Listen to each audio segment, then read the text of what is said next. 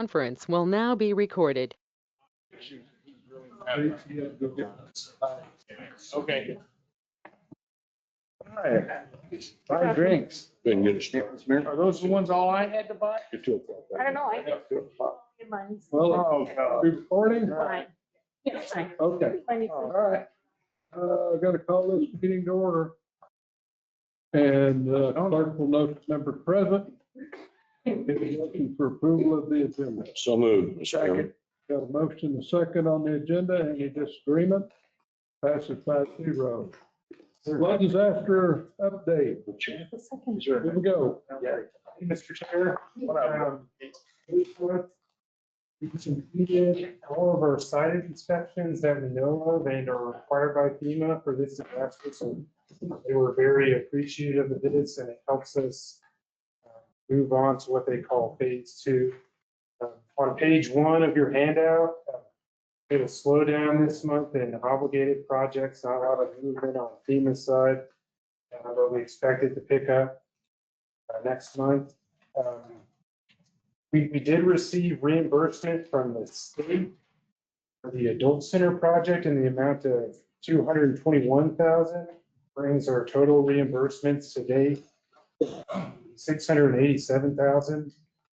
And then below that, the state has approved for payment 6 streets projects totaling $389,000.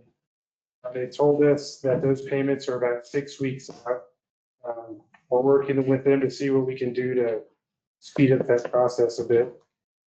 And then great news, we did receive 2 revolving loan fund awards for version 0 architecture and engineering services for the adult center and museum projects. And those awards total around $1 million. Along with that, we have a scope of work for flood engineering RFP for consideration by the council next week, which gives us a funding source and a procurement vehicle for those projects. Take any questions. Questions? Yeah, Mr. Chairman, this is not for you, Matt, but for City Manager Chad. Sir. When we receive these reimbursements, like for the Parks and Rec building and the police department and adult center, are we posting those back to their budget as a credit in the current year because they paid for those in the previous year? Or how are we receiving the money in? So it's receipted into the general fund. It's not budgeted into the general fund at this point. It's receipted into the general fund. So we're not reimbursing in theory. Not those yet. Departments. That'll be the next step. Budgeted. Because those were items that were paid out of their budget. Was that not correct? In some cases, yes. In some cases, no. Okay. So I'm just trying to get clarification whether their budgets need to be adjusted for items. Of course, it was last year's items, and Yes, sir. And I think I don't want to create an accounting nightmare.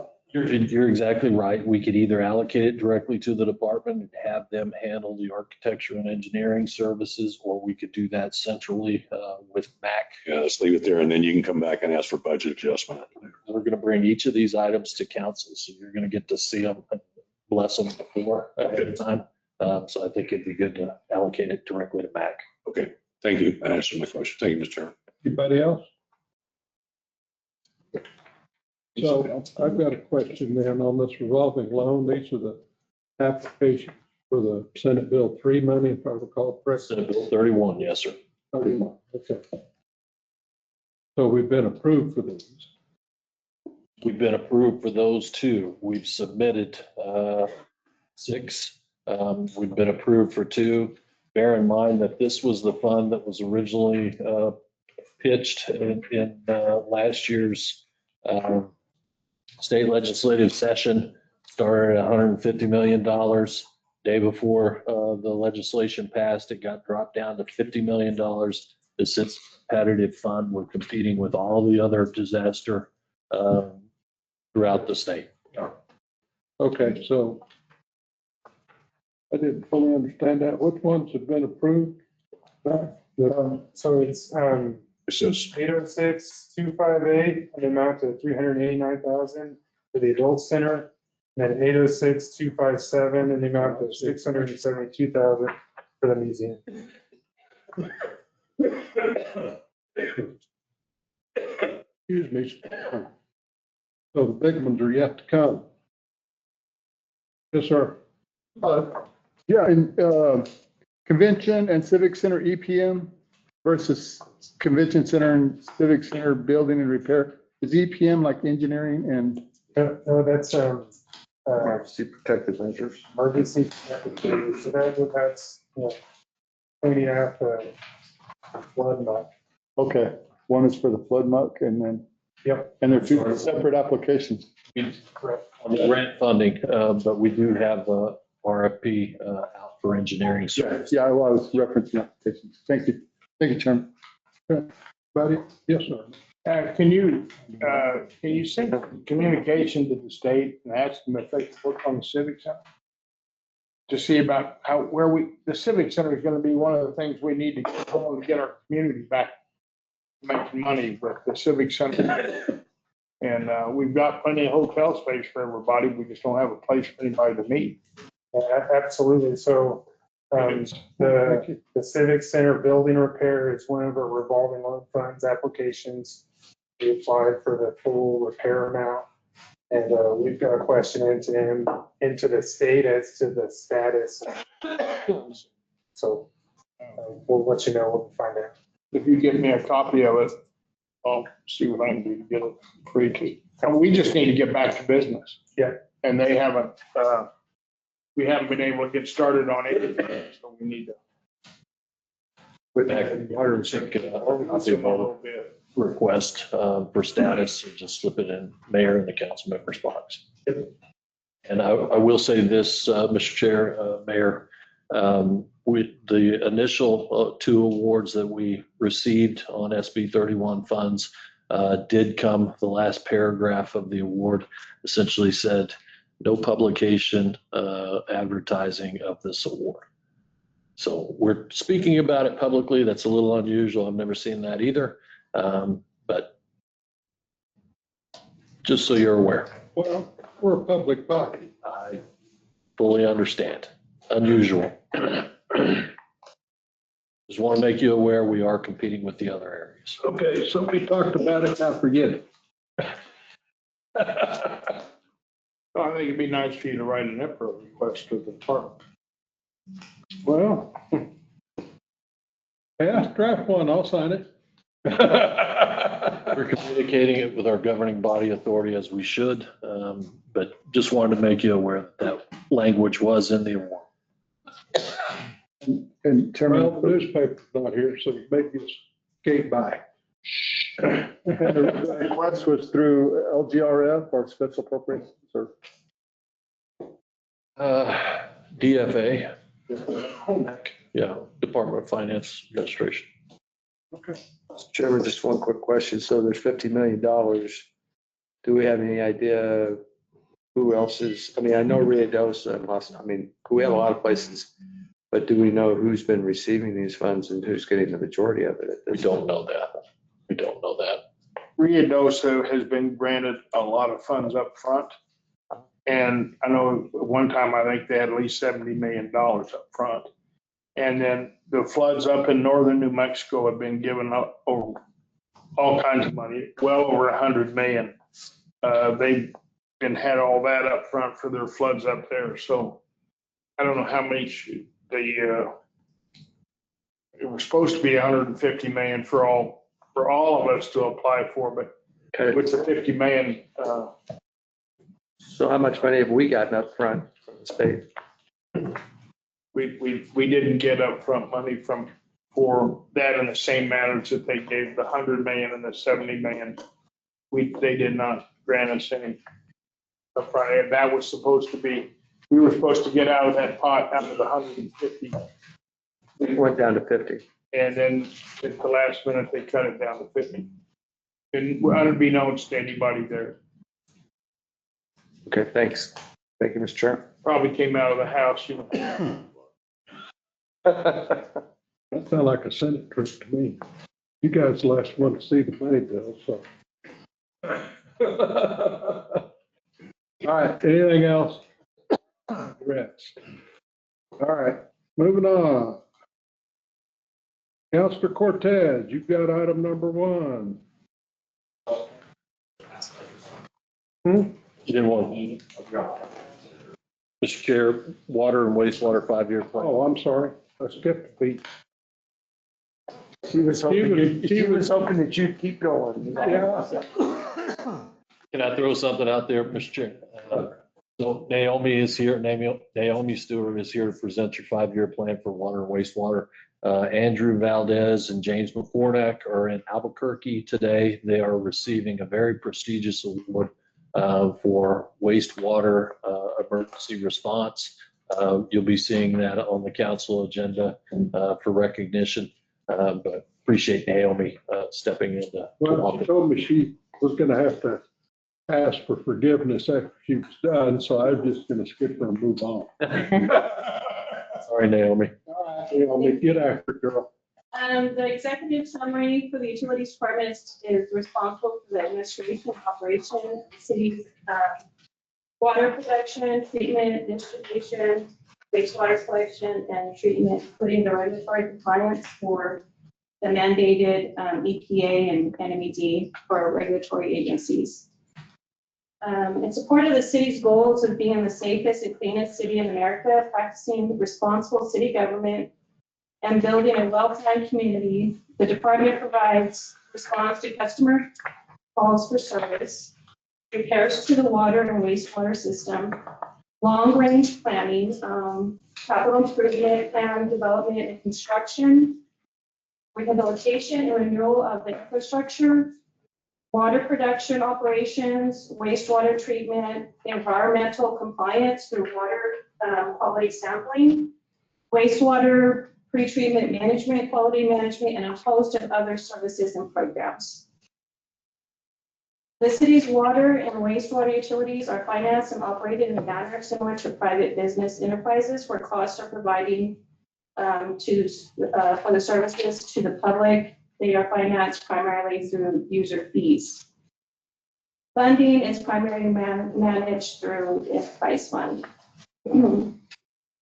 The mission statement for utilities, the water utilities department, we take pride in maintaining a tradition of producing ample, pure quality water, vigilantly maintaining water and wastewater infrastructure, and providing responsive and efficient customer-oriented service in a cost-effective and innovative manner, emphasizing responsible environmental stewardship and compliance with all regulatory requirements.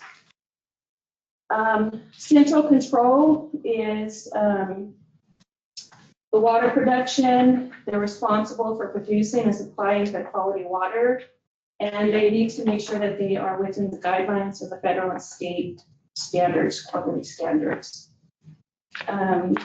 This includes operating and maintaining 20 groundwater wells, 5 groundwater storage tanks, and 2 elevated storage tank and 8 service booster pumps. Service, water production and treatment. Water production, the department is responsible for the production of approximately 4.2 billion gallons of water each year from 20 groundwater wells, and producing and supplying quality water that complies with all the federal and state requirements, quality standards. The department is also responsible for operation, maintenance, and repair of water production facilities. Scheduled operations and maintenance include daily checks, 7 days a week and twice a day during peak times, so that we are ensuring proper line shaft lubrication, motor bearing lubrication, semi-annual well production efficiency testing, flow meter calibration and repair, and preventative maintenance to dry these units and make sure that everything's functioning and producing this water to us. Water treatment, the department approximately 4.2 billion gallons of water per year. Water is treated with chlorine in a gaseous state by disinfection. Bacteriological analysis for the coliform is produced on a monthly basis. In the event of a positive bacteriological analysis, the city's water quality assessment team is driven to address these conditions. The team is comprised of the utilities department staff. And this is a really small team.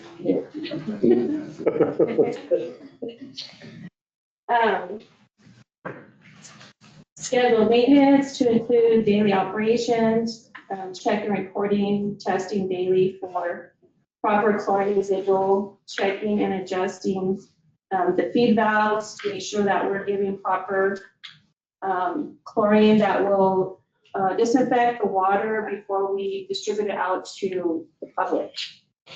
So we need to make sure that we go and check those. Supervisory control and data acquisition is the SCADA system. We work off the SCADA system. It consists of 25 remote terminal units that communicate with the different components out there to make sure that we are our wells are pumping, that they're functioning. And it'll alert schedule control when something's down. For 2026 to 2030, the water supply plan for central control is to go and try to update the well number 5, REACT well number 5, and it's quoted at $680,000. That was a quote received from Alpha Southwest. It will complete all city wells at the air center. Inspection of Trigg Reservoir is a 100,000 gallon reservoir. And FY27 for well number 7 is estimated at $748,000. And then inspection of the 3rd Street Reservoir, 5 million gallon reservoir design, and get those up to date. So that's 2027. 2028, the Kerr well number 2, estimated at $822,800. We want to do a design and construction for that ready for it. That's in 28. In FY29, we want to get that Kerr well number 3 up to date and rehabbed. See what's going on with that one. That's estimated at $904,000. And then in FY30, Kerr well number 4 is estimated at $994,000. So there's a lot going on just to maintain, make sure that we are having these structures and components working and supplying the immediate demands of the water. Water maintenance, this department is responsible for maintaining approximately 350 miles of distribution of water mains, approximately 2,500 fire hydrants, several thousand mainline valves, and cover 19,000 service connection lines. The department is responsible for ensuring that water is delivered to commercial and domestic customers with sufficient pressure to meet both the needs and emergency or fire safety requirements. The department investigates approximately 2,200 leaks and completes approximately 875 excavated service repairs per year. Our infrastructure is falling apart, so we want to get a hold of that and try to update it. Let's see. After an initial investigation, it's determined that there is a leak. The city's responsibility is to repair and order and schedule the repairs. Similar leaks are usually associated with service line leaks, and they can develop, become damaged, or prevent. It just depends. It limits the water supply. If we do see any of those leaking pipes, we want to make sure that we troubleshoot and we get a hold of any of those leaks that we see right away. Some can be repaired with hand digging. However, the majority of it requires the use of a backhoe or a vacuum excavation to repair. A routine excavator repair consists of for utility lift gates. So before we even begin to dig, we have to, locates to make sure that we're clear before we even begin digging. Setting up traffic control devices to make sure that our employees are safe, and then also the public is aware that there's ongoing work in that area. Taking down fencing, removal of concrete for most front easements, excavating according to depth and soil condition with the proper sloping or shoring provided a safe work area. After the work is complete, then we have to go back and we get back building according to the city utility specifications.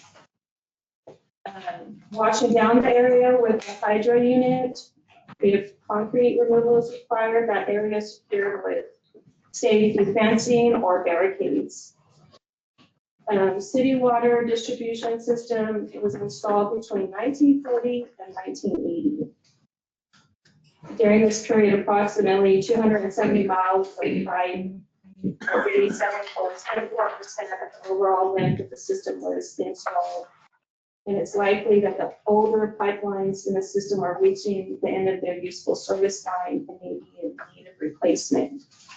So if you see a lot of us, a lot of the guys out there working on service lines, it's probably because it's reaching its age. Water maintenance, the goal is for year 26 to 30. We want to replace a 36-inch water line from 19th in Montana to 8th in Montana. That would be phase 2 of the water utility master plan. 2,000 feet of small diameter water line, 6 to 8 inches, to be done by the city water department construction crew. Which would be estimated at $189,000. The estimated savings for that, if we have our own crew doing that, would be $100,000. FY27, replace 18-inch from Montana and 8th to Washington and 8th. So that would be a phase 3. Water utility master plan, it would be 2,000 feet of small diameter water line to be done by the city. Our crew would do that. And the estimated cost for us to contract it out looks like it'd be an estimation of $207,900. The savings would be $110,000 to the city. FY28 to replace a 16-inch from Washington to Main Street and 8th. That would be phase 3, and it's part of the water utility master plan that they're looking at. 2,000 feet of that small diameter water line estimated cost would be $228,690. Our crew would do it with the city of Roswell, and we would have a savings of $119,310. FY29, replace a 36-inch from 3rd and Garden to College Street and Garden. 2,000 feet of that small diameter water line to be done by our crew, and the estimated cost to do that would be $251,559. That would be a savings of $131,241. For FY30, replace the 48-inch from Hobson Road and Main Street to Brasher and Main. That would be also a 2,000 feet small diameter water line to be done by the city of Roswell construction crew. That was estimated at 276,000. That savings would be $144,365.10. That's part of plan goals for water distribution. Wastewater, my home.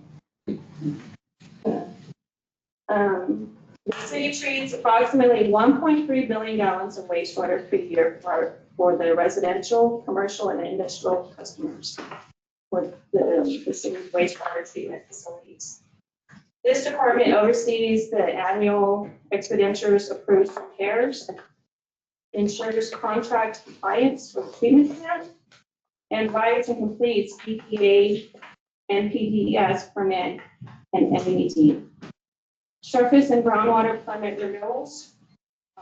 We work with 2 different regulatory agencies out at wastewater. Depending on the demand, it's going to depend on which permit we need to follow. Treated wastewater must meet or exceed all EPA discharge requirements. Wastewater collection department operates, maintains, and repairs approximately 250 miles of sanitary sewer collection lines and 4,000 manholes in a sanitary manner that meets or exceeds all state and federal requirements. The industrial pretreatment program, which is referred to IPP, was established to regulate the wastewater discharge from industrial users that utilize the city's wastewater treatment plant. So we do have a department out there that goes to make sure that our restaurants or industrial users, agencies, they don't give more than what they need. They have a permit that they have to follow. The IPP is complex and demanding, and mandates that the city have dedicated resources to accomplish the following tasks. Staff must create and enforce permits for significant industrial users, which are SIUs. Identify based on the potential to exceed federal or local limits or have the potential to negatively impact any part of the system. If somebody's dumping into the sewer system and it hits our plant, we could kill the whole biological natural process, and then it could turn into a non-compliance to one of our permits. The permits include pollutant limits for various discharge points, self-monitoring and reporting frequencies, requirements for certifications of continuing compliance, sludge discharge control plans, and waivers granted in accordance with applicable regulations, all requiring day-to-day staff oversight, correspondence, and enforcement. We maintain that plant. We're there 24/7 sometimes, but we always have somebody who can respond. The wastewater plan for 26 to 2030. In 26, we want to replace the diversion gates at the wastewater treatment plant. We had an estimate from an engineer for 1.9 million. That's just based off of a rough estimate. A digester study to rehab our digester complex, which would run us $8,000 just to get us a study of the rehab of that digester building. FY27 design of the digester complex, which would be $300,000. And then we would also like to replace one of our factory units, 356, which is approximately $600,000. FY28 construction of digester complex, approach to the stormwater pond, estimated $250,000. FY29 remodel of our city bath to include all equipment, flooring, cabinets, and countertops. And then FY30 replace all the asphalt around the wastewater treatment plant replace our battery unit 355, and that's an estimate of $600,000. In closing of this 5-year plan, investing in infrastructure must go hand in hand with investing and strengthening our human capital. Through training and retention and workforce development, building human capital is essential to maintaining service quality, improving efficiency, and preparing our next generation of public servants to meet future challenges. Without, these operators maintaining our sewer lines, collection system, making sure that we're providing clean water to the public, making sure that we are following the standards and EPA guidelines and regulated by the EPA as well. We would wonder when we open the tap if we are drinking clean water, if we're cooking with clean water. So investing in human capital is important. We can have the quality work and make sure that we provide the service to the public. That is the presentation for the 5-year plan. Big job, big job. Questions? Do you have any questions? Yeah, I mean, I have one.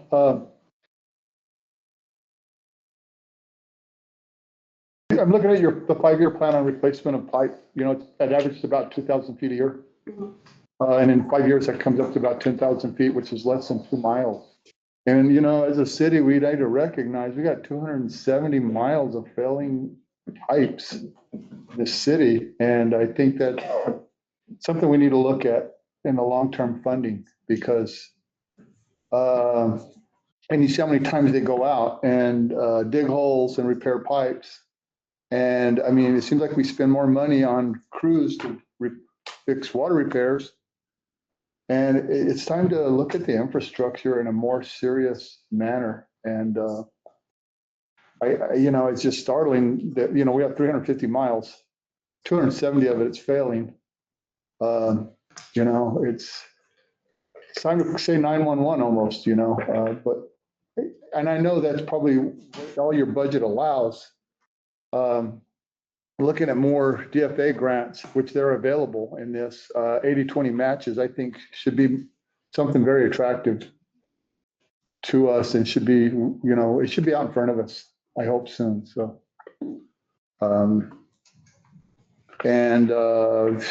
that's about all. I really don't know. Along that same line, we have 161 miles of 8-inch, 10-inch, and 12-inch cast iron pipe, 161 miles. And that's all put in between 40 and 45. And so we really need to go to ask Congress for money. And there's no way you're going to probably replace this pipe for less than probably $1 million a mile. I mean, when you look at it, and so we really need to go to Congress and ask for money from the WIP or from the Base Closure Act. And we need to do that and check with the state for some of our other aging infrastructure. Because we've had, from when they closed the base, we've never had enough money to replace anything here. All we do is fix stuff. And I think if there's one thing that Councilor Cortez did, and it's really going to help us is for our fire rating and stuff is the study, checking all the fire plugs. Because when we started 5 years ago or 4 years ago, when we started, we had so damn many fire plugs that didn't work. And so this, with his plan that he has come up with, it'll be very, very beneficial for us on getting a lower ISO rating. That's going to be good. But we need to go to Washington and start looking at, we got $161 million worth of easy of pipe to replace. And you know, we should have our own crews or something, either have our own crews or contract it out, but probably build our own crews because you can save money doing that, I think. And have them really there to sit down and get some money and really set up crews to do it. This is stuff that we're gonna be doing for 10 or 15 years. And nobody's ever started this in any of the previous mayors, and that has to be done. And so we really need to really put this on the forefront and really push to get that done. The 270 miles of pipe, but just 161 alone is 80 years old. And if you look at that pipe in my office, you can see where it was that thick on cast iron, and you look at it now and it's just paper thin. That's exactly what breaks. The other thing is we probably need to have in our water and wastewater plans, we need to make sure that we pay for certificates that individuals get on management of the water and wastewater.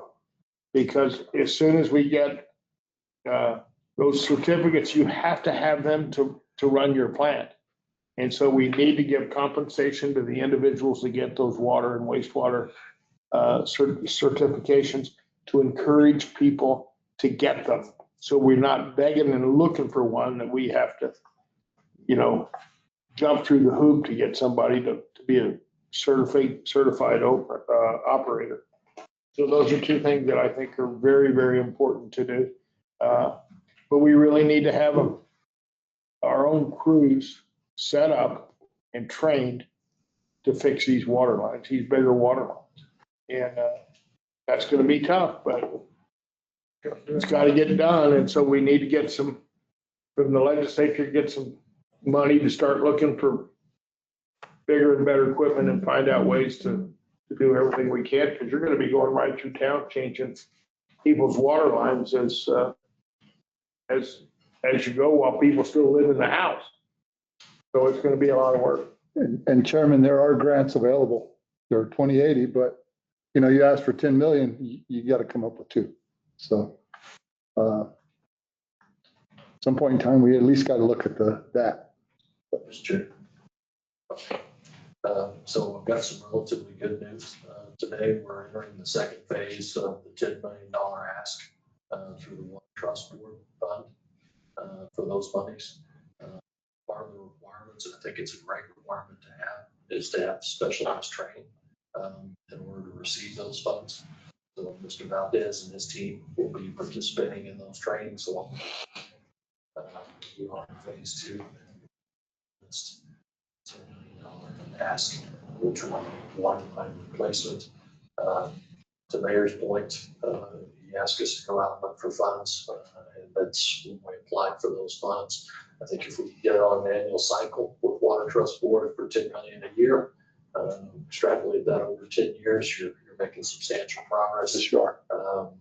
And we are also looking at training up our crews. You know, the city of Roswell, decades ago, my understanding used to be able to repair its own 36-inch lines. It's gone away over time, and you're going to reinvigorate that. Mayor is absolutely right. We want to pay needs to be competitive in order to keep people that we get certified.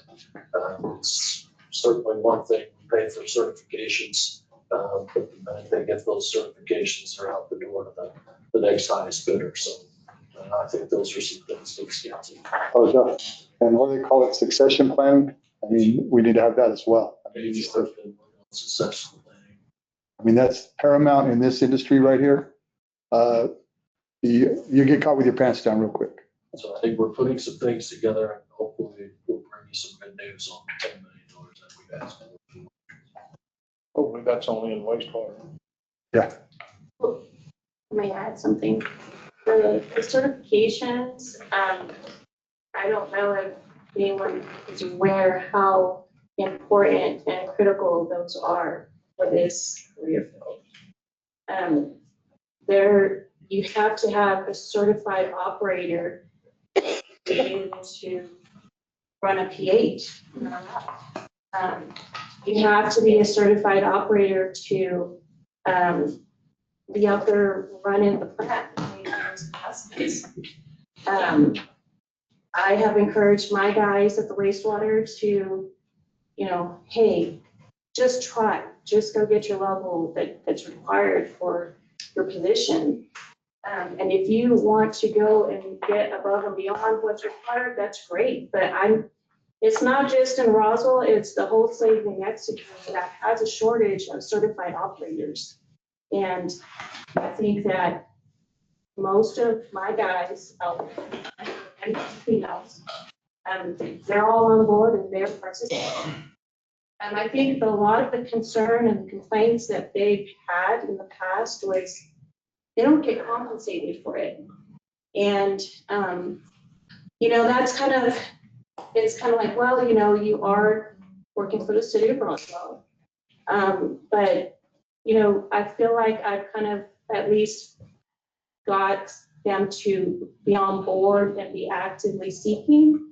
I told them, if you don't pass 5 times, keep trying. I'm not going to fault you for trying. At least you're trying. And I give that a lot to people who are giving the effort and putting forth the effort to get it. So those certifications are heavy. They are heavy and they are in a demand. Just wanted to kind of point that out. Just to clarify, we do pay for certifications, but it's pretty light. Well, we started that program since we've been here, Mayor. And we didn't have any money to really fund it appropriately. I don't know what the status is. I don't know how many people have progressed. We had an update on that. And that was back whenever we had one that was doing both. And now we split that, maybe we can track it a little better from now on. I will say this, Mr. Chair, we focused on fire department. This year, we're focusing on police department. We'd like to focus on blue collar, and particularly water distribution and wastewater. Solid waste for next year. HR and I are looking at actively competitive salary schedules and start paying all of those issues as well as section succession planning and certification as we speak. Okay. Can't happen overnight. I just had a question. So you've given us the quotes and everything, but if you apply for DFA grants, are you planning on doing that for these plans? These annual plans and repairs? Yes. And then we can do more miles repairs? Okay. That's all. Anybody else? Okay, now can I move on? Unless you have some questions. Another question? No, I'm happy. I've been monitoring these two departments since, oh yeah, great job, by the way. We didn't chew you up. Thank you. This has been a soft spot that I've been watching since I was elected the first time.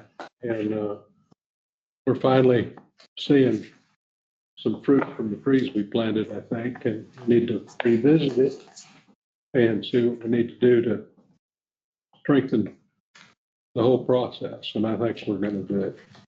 And I agree with the mayor. We can't, there's no way we can afford to do it. We're going to have to get some money from other places to get it going. And of course, any and all grants, but we still got to fund our 10, 20%, whatever the match is.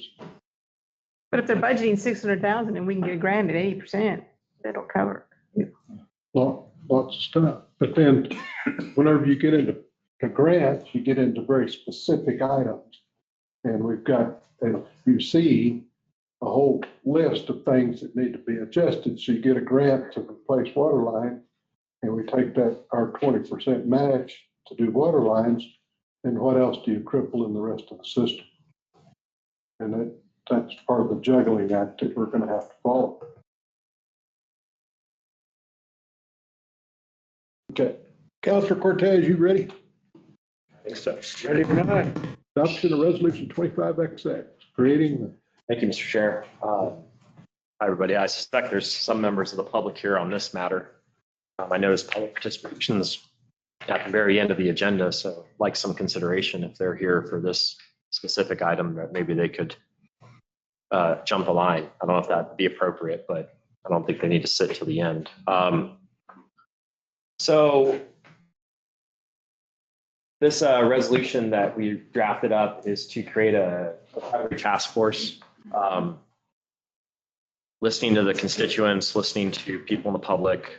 The most common thing, it's a big concern, obviously, is the flood and the flood recovery.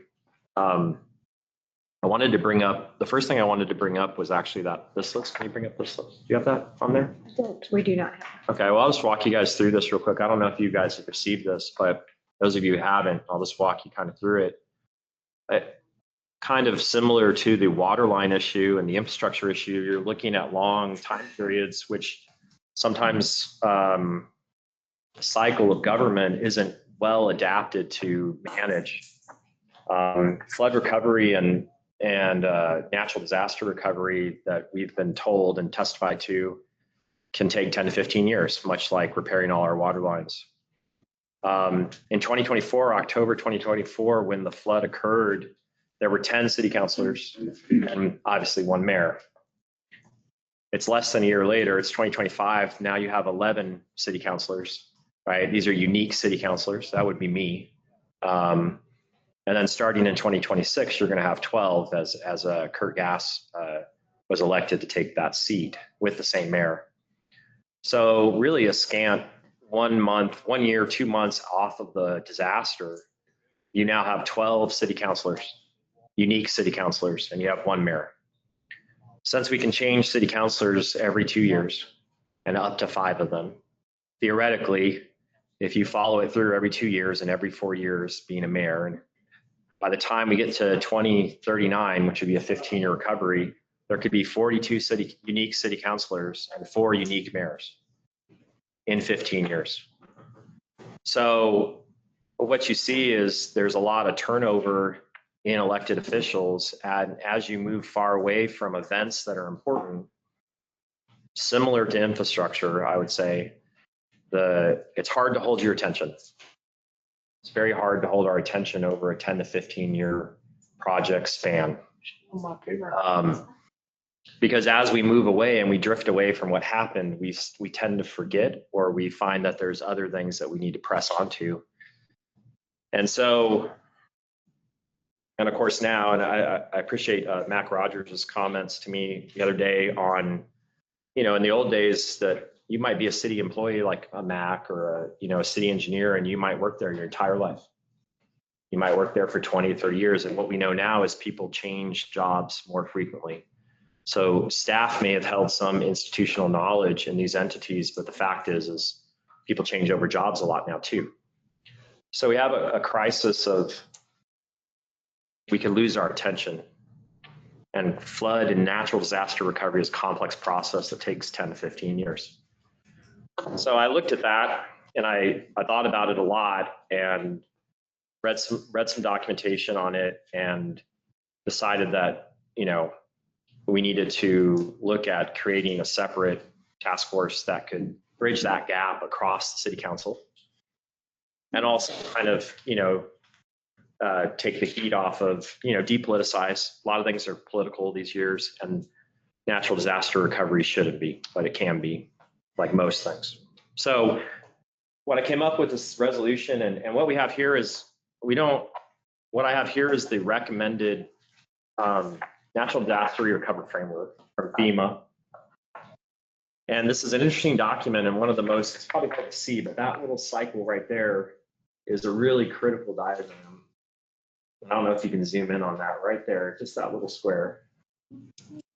Zoom in, just grab that bottom right-hand corner and zoom in right there. You got it, the bottom right. Yeah, there you go. Perfect. So I don't know if anyone can see that. This document's available online. So you can see right there is the disaster, right? And that's October 19th and 20th. And we dodged one in July or June the next year, went down to Berendo instead of the Spring River, which is beautiful. So you have a disaster, and on the interior, this is the life cycle, right? So it's a systems thinking approach. You have response, which, by the way, we had a phenomenal response, right? We did great. City of Roswell pulled together all the departments, all the community, the churches, the nonprofits, the schools, fire, everyone around.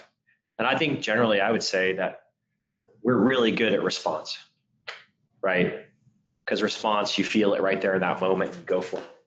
And then as we drift into that circle, we're now in recovery and rebuilding. We're just starting there. We're out of response and we're into recovery and rebuilding. And the goal is to bring up into a steady state, knowing that the next disaster could occur. Okay. Now when you have a disaster, that's the strike. If you look at that second ring, you see post-disaster planning, pre-disaster, right? So you're doing that simultaneously too. And then if you look at the final ring, you look at that preparedness, mitigation, and resilience, right? And those three layers are working together to not only recover from a natural disaster, but make our community more resilient to future disaster. We're doing those things simultaneously, and you have to do them. Doesn't do us any good to go in and rebuild something only to have it be destroyed again. We would all look pretty bad then. And that would be a failure, right? It's not enough to rebuild. You just can't have it happen again. Okay.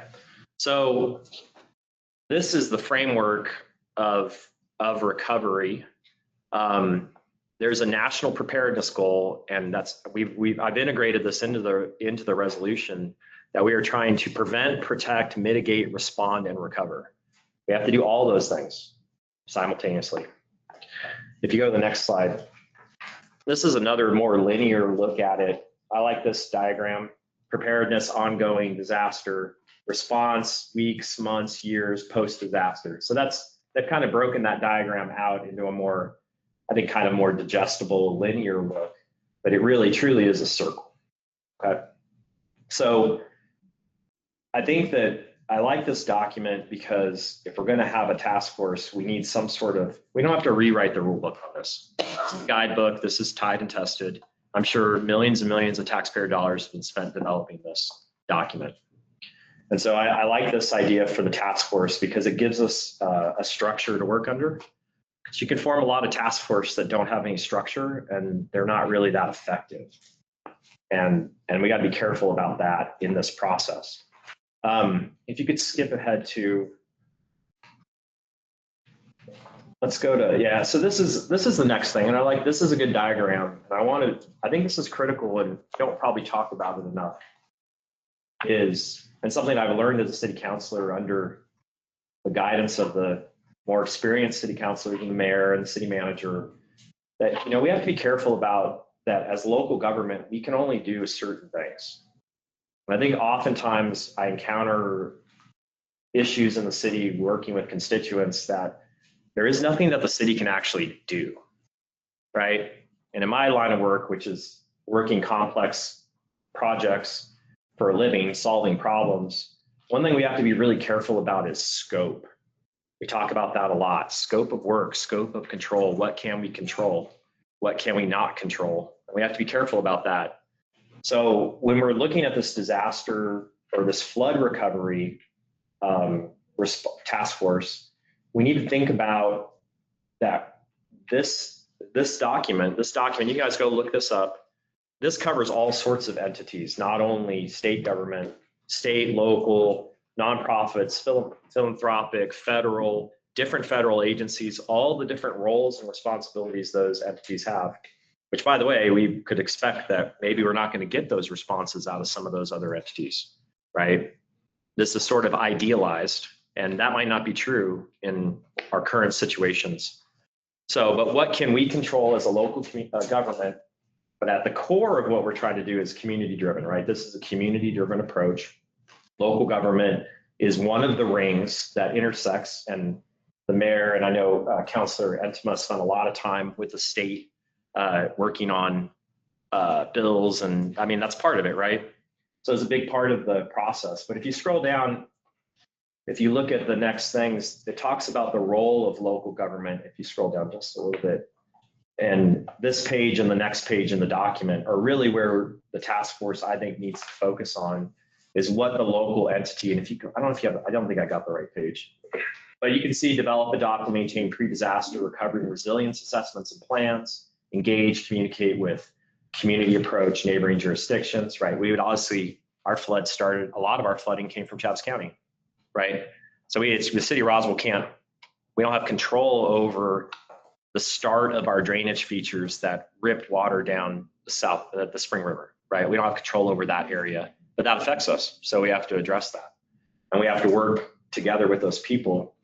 So I think when you look at this resolution, and I do have some edits, potentially, Mr. Chair, pretty minor edits. I think you've got a handout on them. I don't see any issue with those edits. I think we have to remember that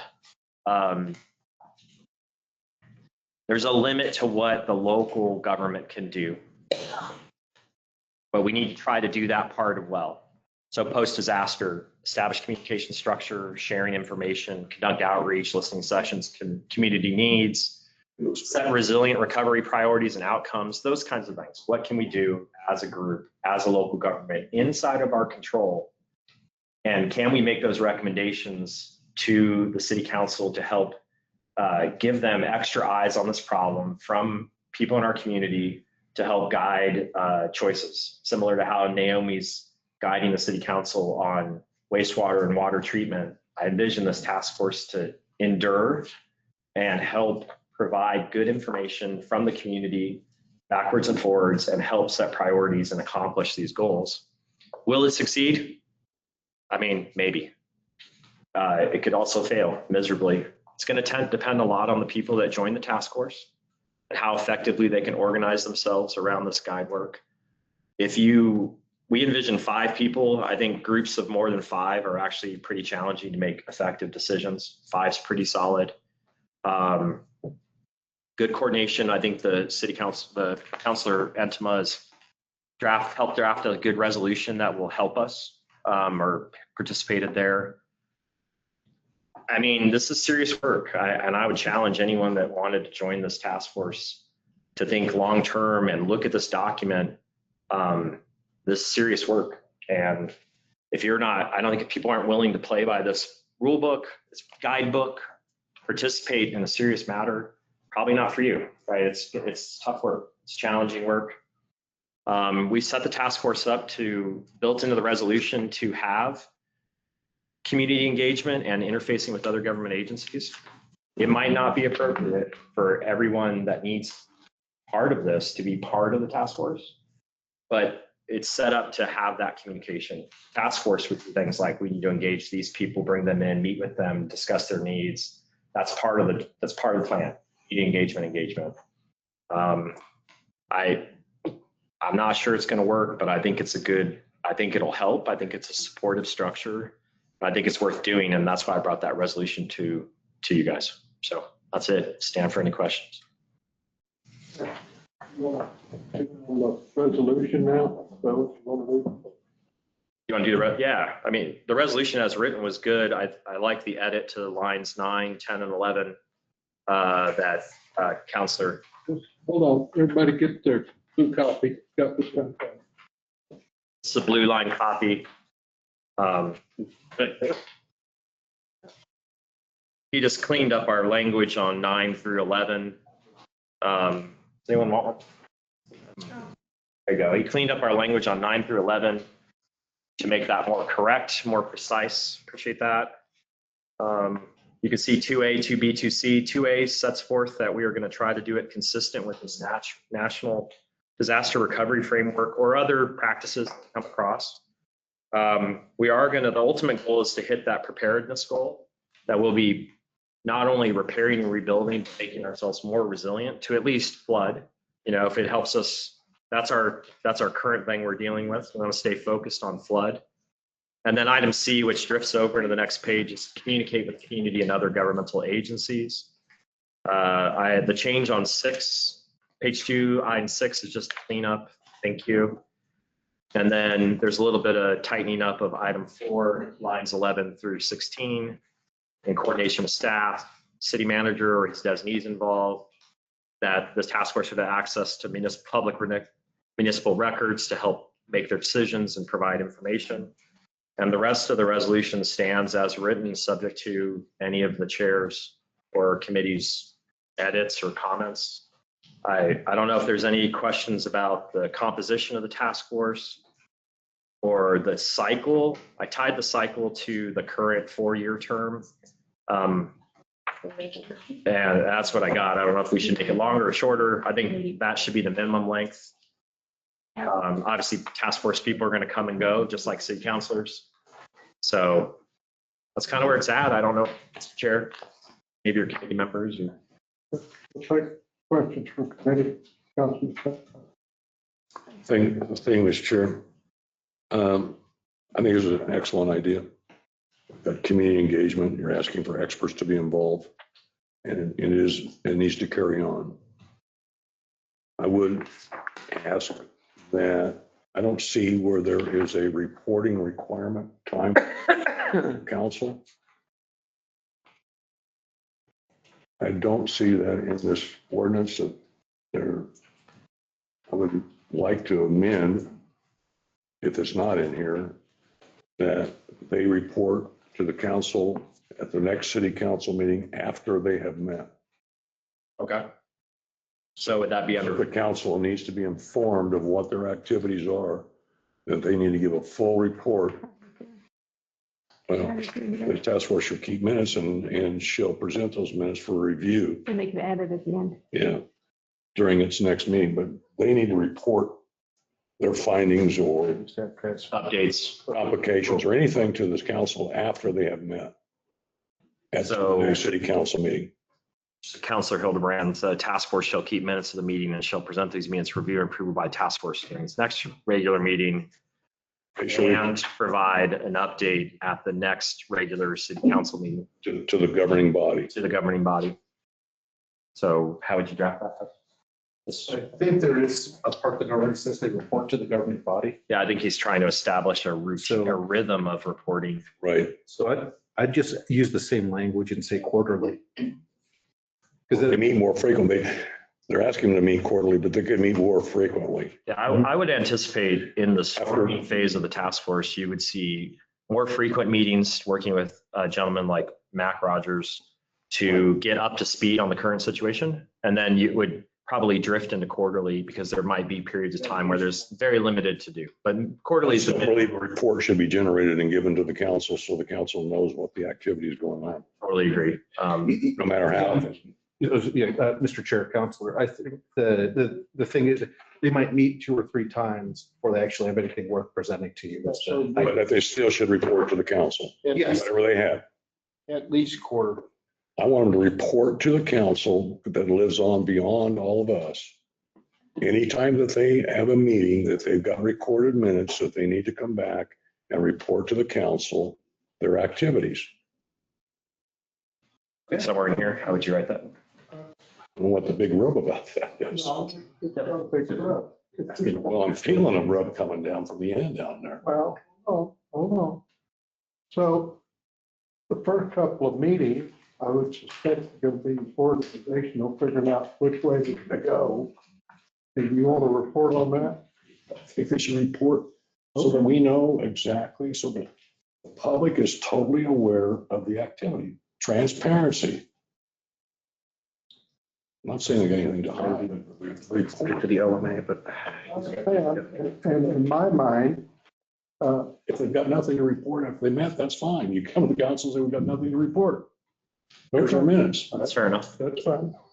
While they're working on that language, the way I see this is we're getting these monthly updates on our reports from FEMA and what's approved, what's not approved, and accepted and submitted for different projects and stuff. So I think initially they're going to be very busy.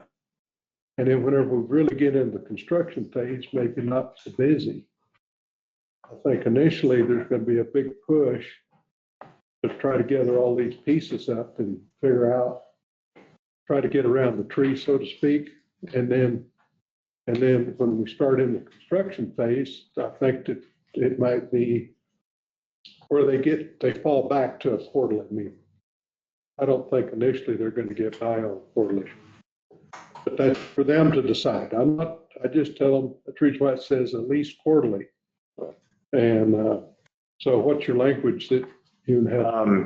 Mr. Chairman, Counselor Hildebrand, 2A, the task force established and authorized to make recommendations to the city and shall report that progress following each meeting at the following to the next regular city council meeting. Language after practices. Mhm. You're talking about purpose and authority under A Yeah, on line 38. yep. And shall report that progress following each meeting and shall report that progress. Okay. That's what the counselor has to. Yeah, I'm fine with that. I just wonder though, the mayor is he's not part of the council, but he's part of the governing body, correct? So I would make a recommendation, you say make recommendations to the city council. I think you should strike that, make it to the governing body. Okay. 4A, line 34, strike city council to governing body.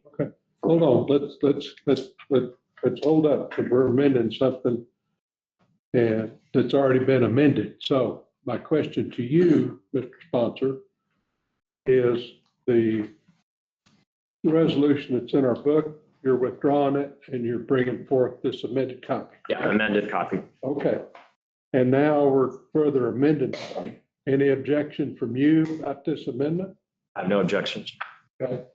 So I don't think we need a motion on it. It's a friendly amendment, right? Counselor says, okay.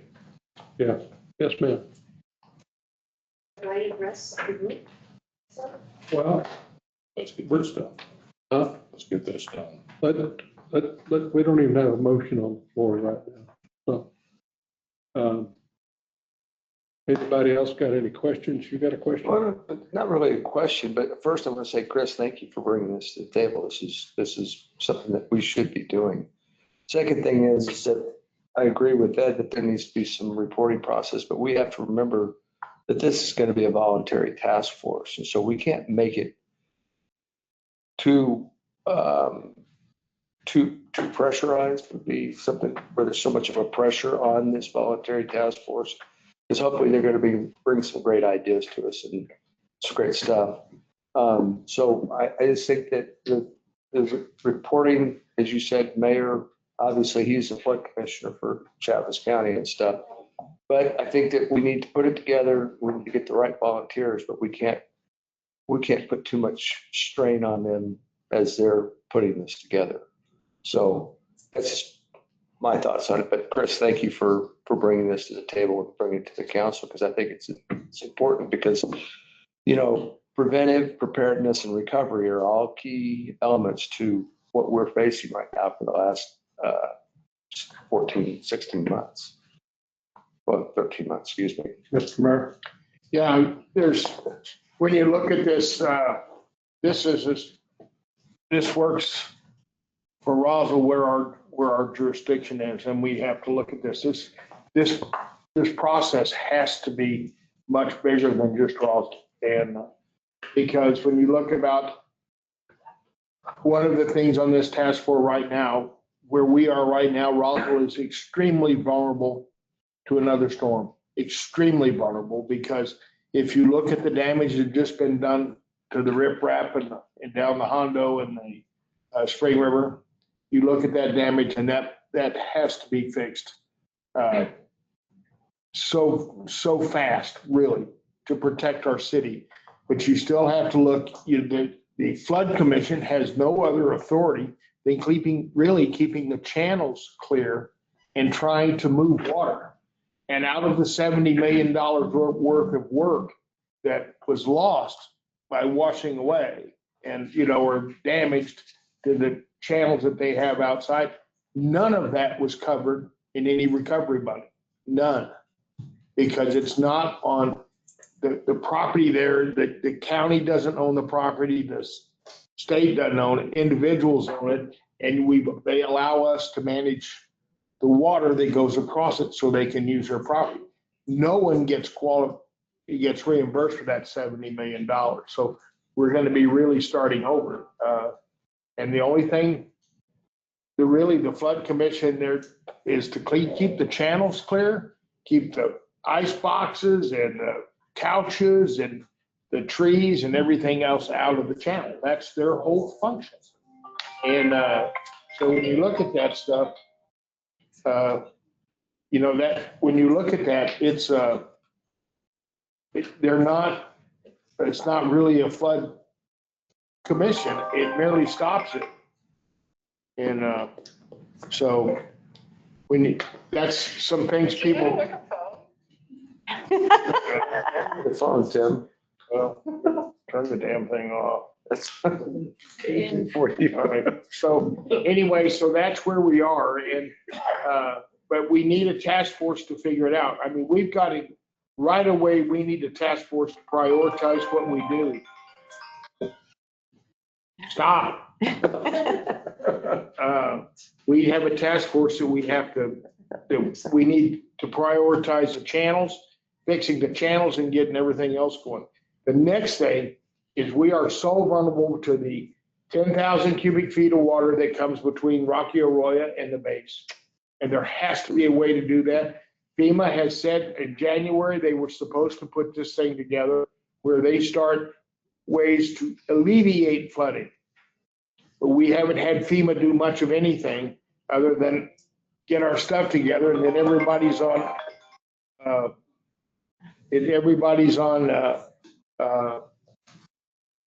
a sabbatical. And so that's kind of where we are. There's the FEMA stuff is, they need to get us up and running and putting stuff back and they're not doing it. So we have to work on that.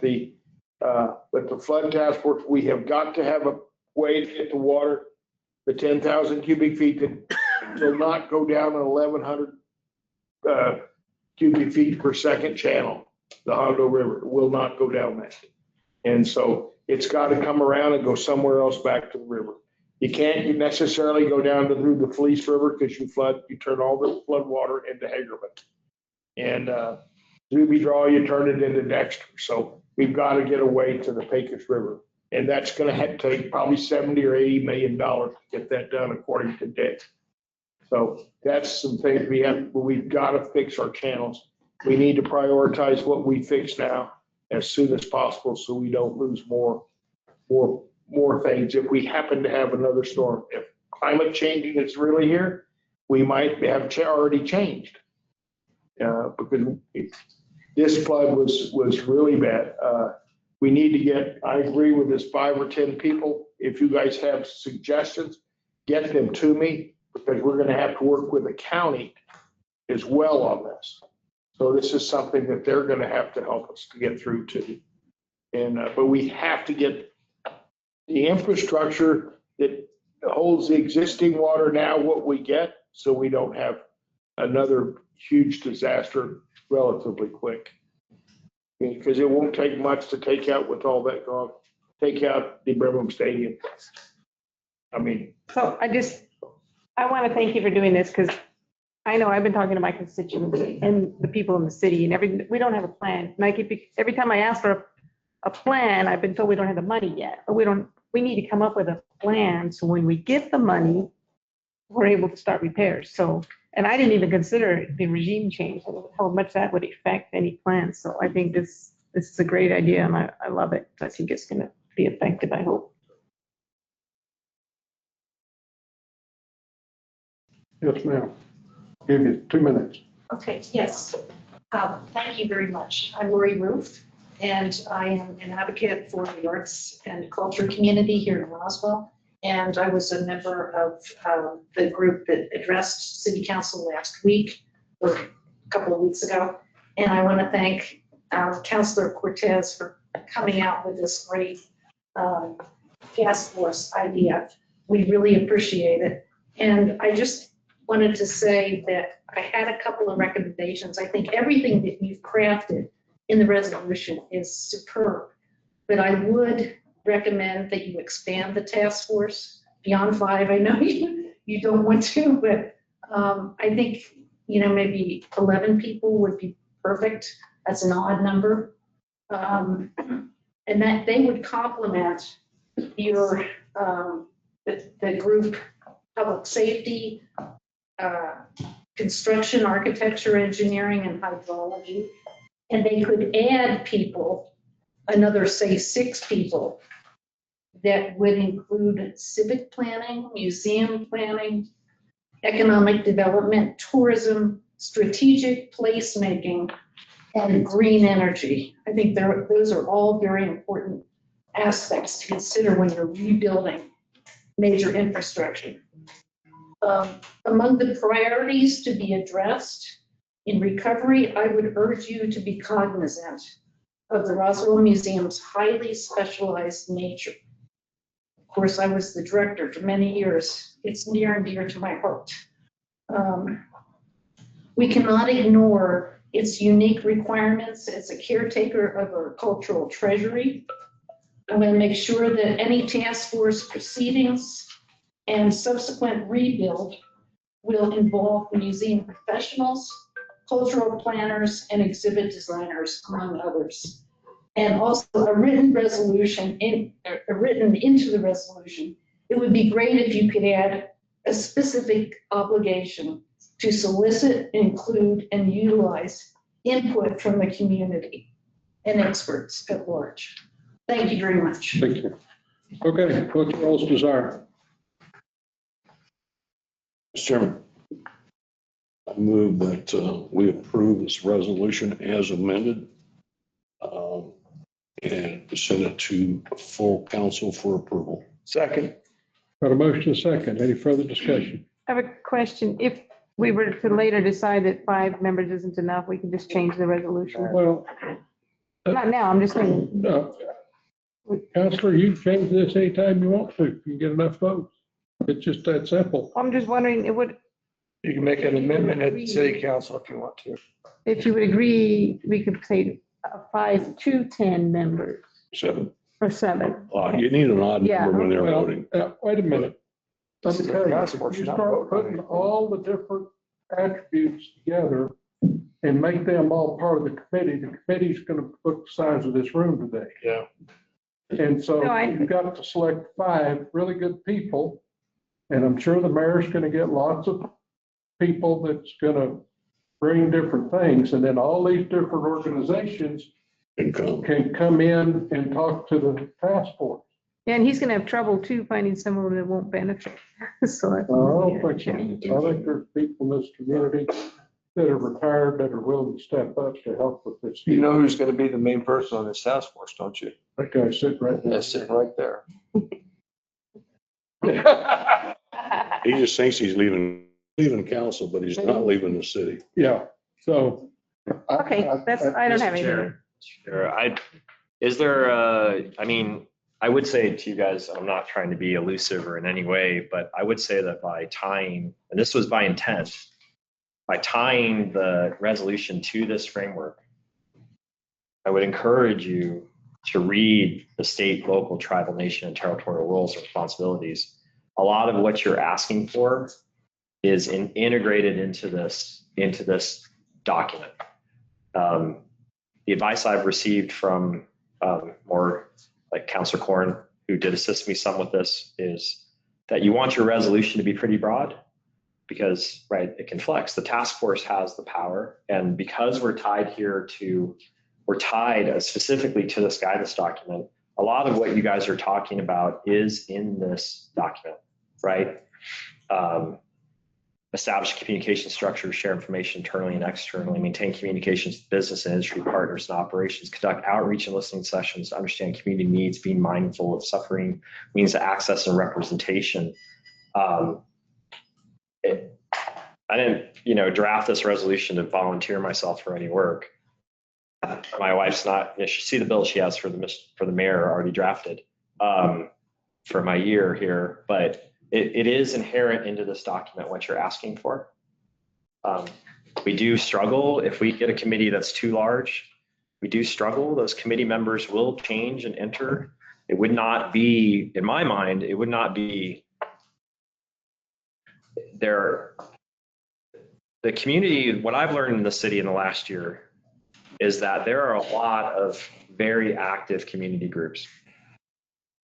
And they're very effective, but they're very diffuse. There are a lot of different community groups all over the place. It's really impressive, actually. I tried to map it out one time, and there's just so many that I've met and dealt with, and they're all doing great work. And some of that work here is that when you get into,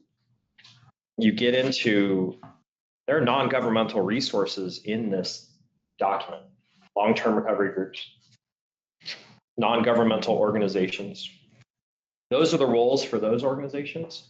I can see the city task force as leading that communication and that facilitation. If the task force follows this guidebook, those groups will be heard. They will be.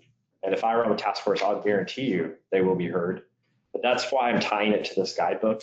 But committees of 11 people are generally ineffective at holding, focus. And we have to be focused. And so I'm not trying to dismiss your concerns at all. I think they're good. But I just want to say that that's why I did it this way. That might not seem like it's going far enough for you guys in the community, but it is built into the sauce, basically. It truly is. Truly is. You have my word. It is. And if I'm not on the task force and they get off that task, I'm going to go and appear in front of them and tell them like, hey, you're supposed to do this. Or I'll come to city council myself and make sure that we reflect that. But I'm sure the mayor's tired of listening to me talk, but there we go. So there we go. Anyway. You gotta have, and then decisions that need to be made out of that task force, there's got to come to the city council for any kind of funding or organizational structure. They want to build a Boy Scout hut back. Well, put that tie on our list. Yeah. I know how the Boy Scouts split, but anyway. Councilman, you have something you want to know? Sorry, I did. Okay. So you got a motion? Got a motion? I got a motion, I got a second. Anybody else on the committee, not in the audience? All those in favor say aye. Aye. Any opposed? Passes 5-0, going to the city council. Thank you, Councilor Cortez. Good job. Okay, moving on. Got budget adjustments. You email me the revised resolution. I will. Yes.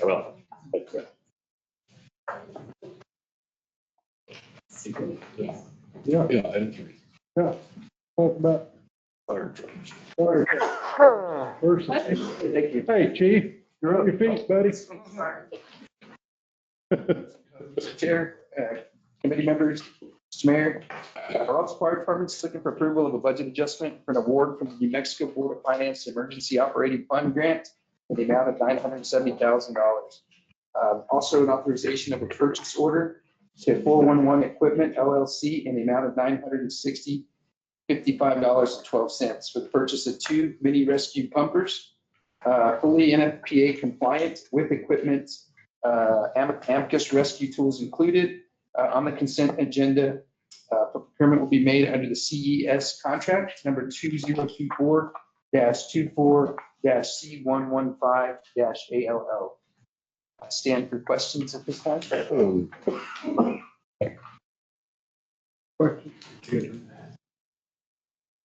I didn't do that. What's your pleasure? Cash in, cash out. He found the money, let him spend it.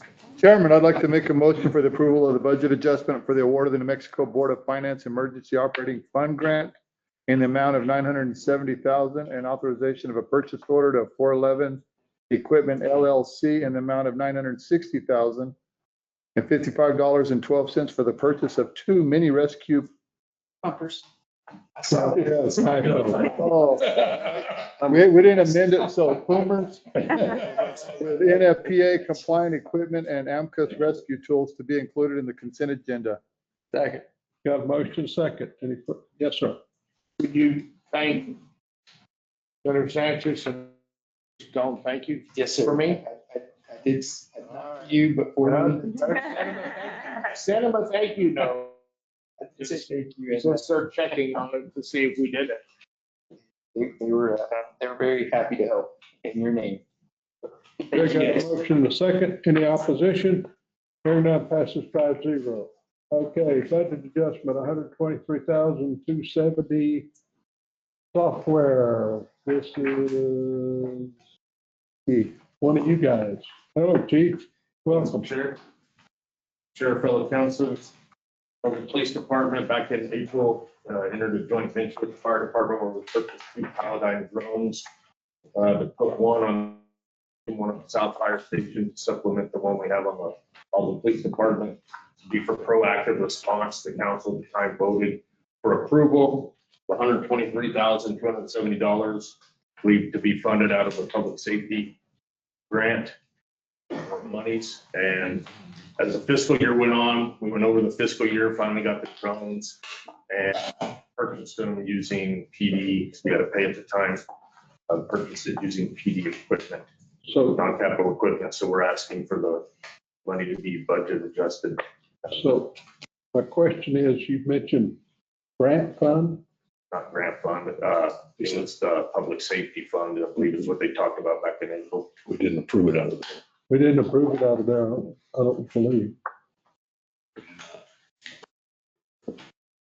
I don't believe we approved anything out of public safety except for ambulances and equipment. So we Yeah. did not, we, This isn't part, wasn't part of it.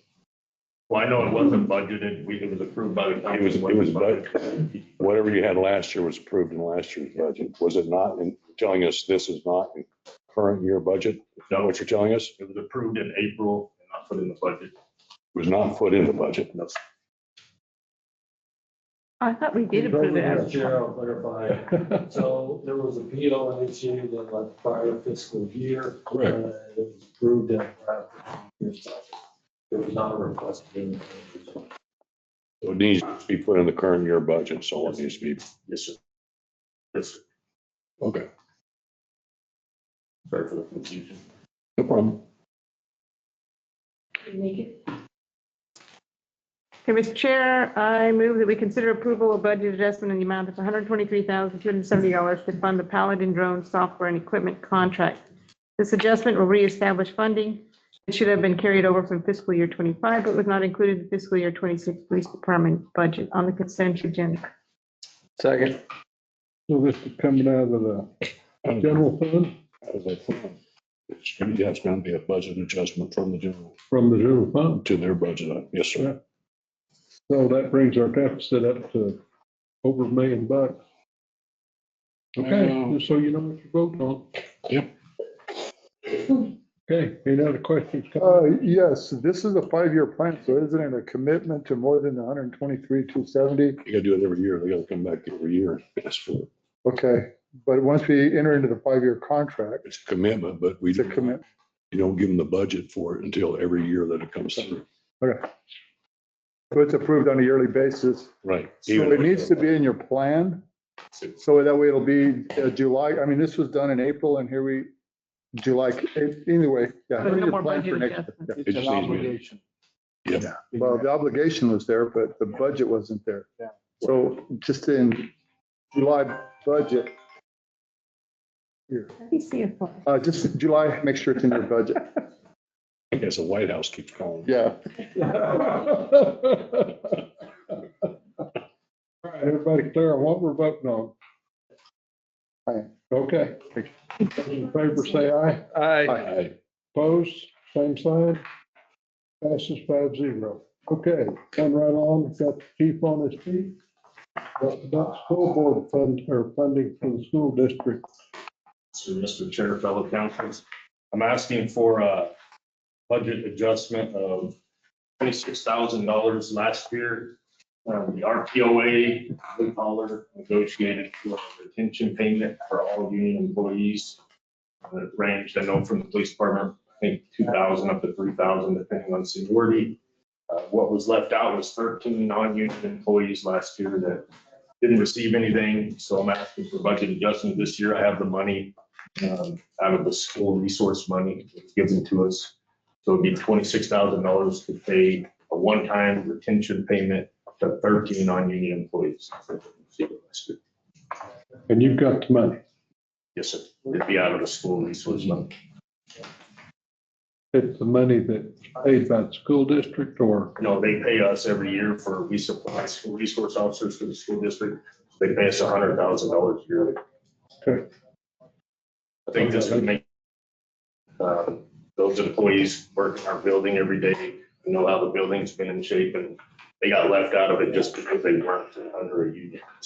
Okay, Mr. Hildebrand. Yeah, thank you, Mr. Chairman. I'm having a little difficulty understanding. The school board or the school district has said, here's $100,000 for the school resource officers.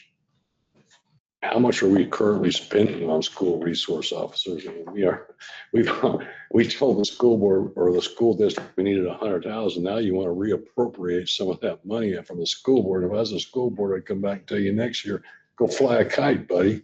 You didn't spend the money the way I wanted, the way you told me you were going to spend it. The school district doesn't put any stipulations on how we spend it in the contract. It's just we supply up to 2 school resource officers. They'll pay $50,000 a year to the police department. There's no stipulation on how we spend the money. Last year, we utilized it for those side-by-sides. Okay. Well, you negotiated well over those folks. Well, they weren't paying for years until I got here and told them it's finally time to pay up. They finally started paying 2 years ago. So this does not affect our school resource officers at all. They're in there. This was just a way that you got those salaries reimbursed, correct? Just a reimbursement or payment to the city of Lansing, yes. We had school resource officers, this contract was written up years before I got here, and then the school district had never paid. When I got here, visited with Mr. Luck, they started making payments. They've made it every year since and plan to in the future. They fund 50,000 for up to 2 officers. We actually have 4 officers in there. So we've gone above and beyond, because that was one of my goals coming in, is to increase the school resource officers in the school district. Okay, another question for you. These 13 full-time employees, did they not receive the pay increases last year? 3%. They receive just what other city employees, they don't fall under the RPO. So they're not on that salary schedule. It would be our civilian front desk, I believe our civilian TSU, which is our crime scene people. But they're not a union contract, and was that retention that we gave last year, was that a part of the negotiation with the union? That was separate. It was a negotiation, but I believe separate from the initial thing. By the time we tried to get money for the non-union civilian employees, said there was no money left, so they kind of got left out. I'm trying to understand why these people are any different than anyone who works in any other departments that are non-union. So at the Roswell Police Department, just how they title it, we have a few civilians that fall under the RPOA and 13 civilians that don't fall under the RPOA. Been kind of a mess for years. Talked to Mr. Cole and Clint about how we go about in the future of trying to put those union civilian employees back under administration, not under the union. Because we got half our civilians under union, half of them. We do? Yes. In the Roswell Police Department, yes. Which civilian employees are union and which are not? One of our admin assistants upstairs in the CID, and I believe our records department. They're union? Yes. Yes. You mind, Counselor, please? Yeah, so New Mexico law is particularly liberal about letting people into the union. So this was done before any of us were here. The union has to be the one to remove them. So they're there as long as they want to be. They could actually accrete the employees that are available. The union's chosen not to do that. Don't know why. Right to work or something. But yeah, it's completely out of our hands as far as that goes. They do, so. It's a cobweb. I'm just trying to see differentiation from the clerk's office versus your office. I mean, I just don't see it. Not that I'm trying to pound these and clowns, but I just don't see the separation from them. They're non-union employees. And I don't see any separation from that, from the rest of the non-union employees in the city.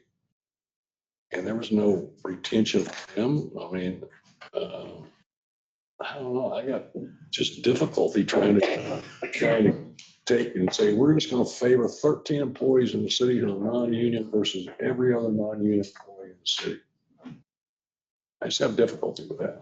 I would say, there's no other department head sitting there fighting to get it, and I have the money for it, school money. And I think it was a morale issue last year when you have a bunch of employees in the same building getting retention and 13 of them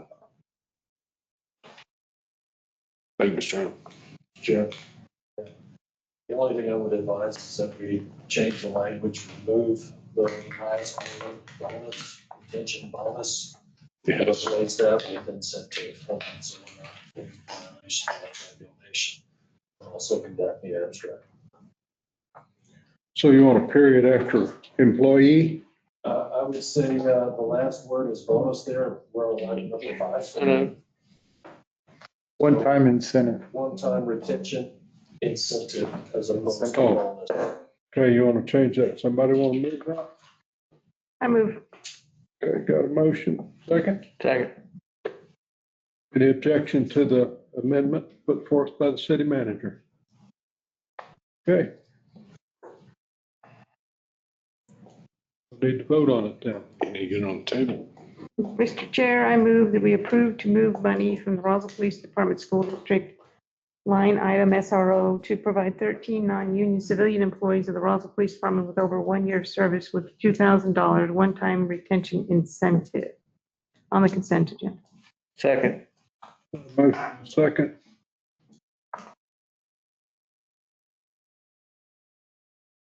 Any objection? Hearing none, passes or 5-0. Moving on, item 7, budget isolation, budget adjustment for isolation gate capital project at the wastewater. I think you gotta get 6. Yeah, you gotta get item 6. 6. Oh, we got to do the parking structure first. Okay. All right. Oh, well, I was trying to give you a break, chief. All right, we're going to talk about the SWAT warehouse. Go, chief. Thank you, Mr. Chair, fellow councilors. We're asking for approval for the recommendation award ITB 26003 SWAT warehouse renovation and covered parking structure by Hubbard and Sons.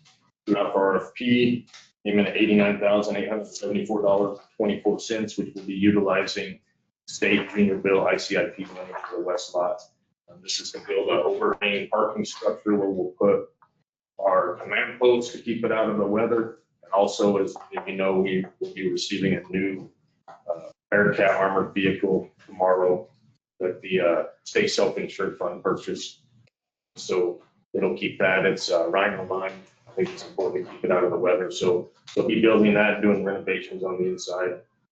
This will be, like I said, utilized with ICIP money that was awarded by the legislature last year.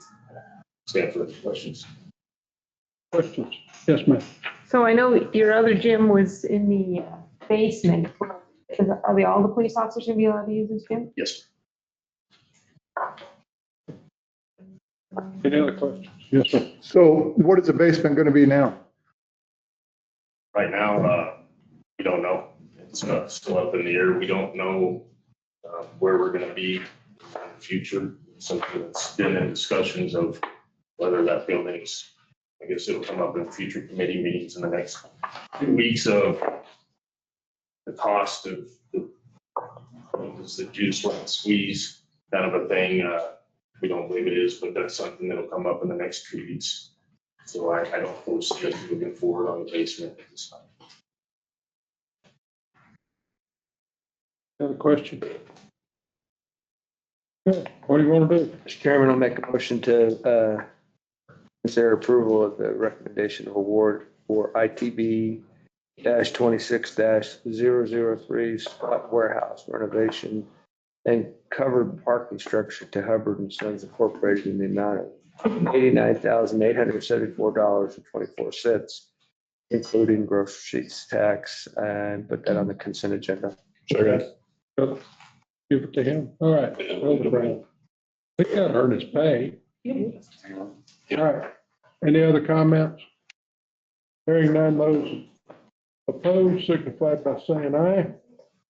Hearing none. Said opposed. It didn't get out of his mouth. He did it backwards. I do that to make sure you're awake. Passes 5-0. Didn't come out, man. I heard it. All right, now we're to the isolation gate capital project. 56. Members, you're asking approval of $3,312,241 for budget adjustment. for the isolation gate. It is part of the capital project at the wastewater plant. It is part of the 5-year plan that we had spoke about earlier.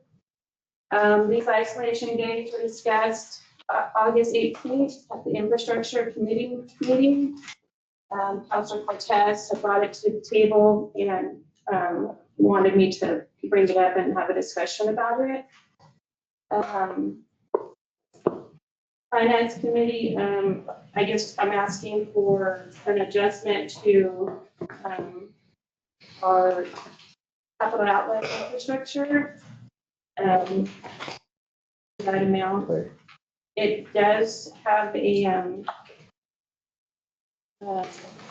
safety concern due to the conditions and the design of the equipment. After we encountered that flood in October last year, we had to close down our flow going into different areas of the plant, and we found ourselves struggling to close those gates. A lot of them are corroded, bent. Some of the gates don't close fully. I did supply photos so that way you can kind of get a visual. And it was very challenging to get those gates closed and make sure that we do it safely. I think that's the highlight is we want to make sure that we're doing things safe and also handle and take care of that plant out there. The gate didn't shut all the way on one of those pictures, the photos that I supplied. And we had to keep the water flow from going through so we can get to all that grit that came through, the infiltration that came through at the flood. And routinely we have to bring down those gates and clean out all the grit and debris that might have come through the system. If we don't do that and we don't maintain it, then we're gonna just backlog and start having problems with pump issues. So we had to resort to putting the sandbags down so we could keep that water flow from coming through, so we can clear that.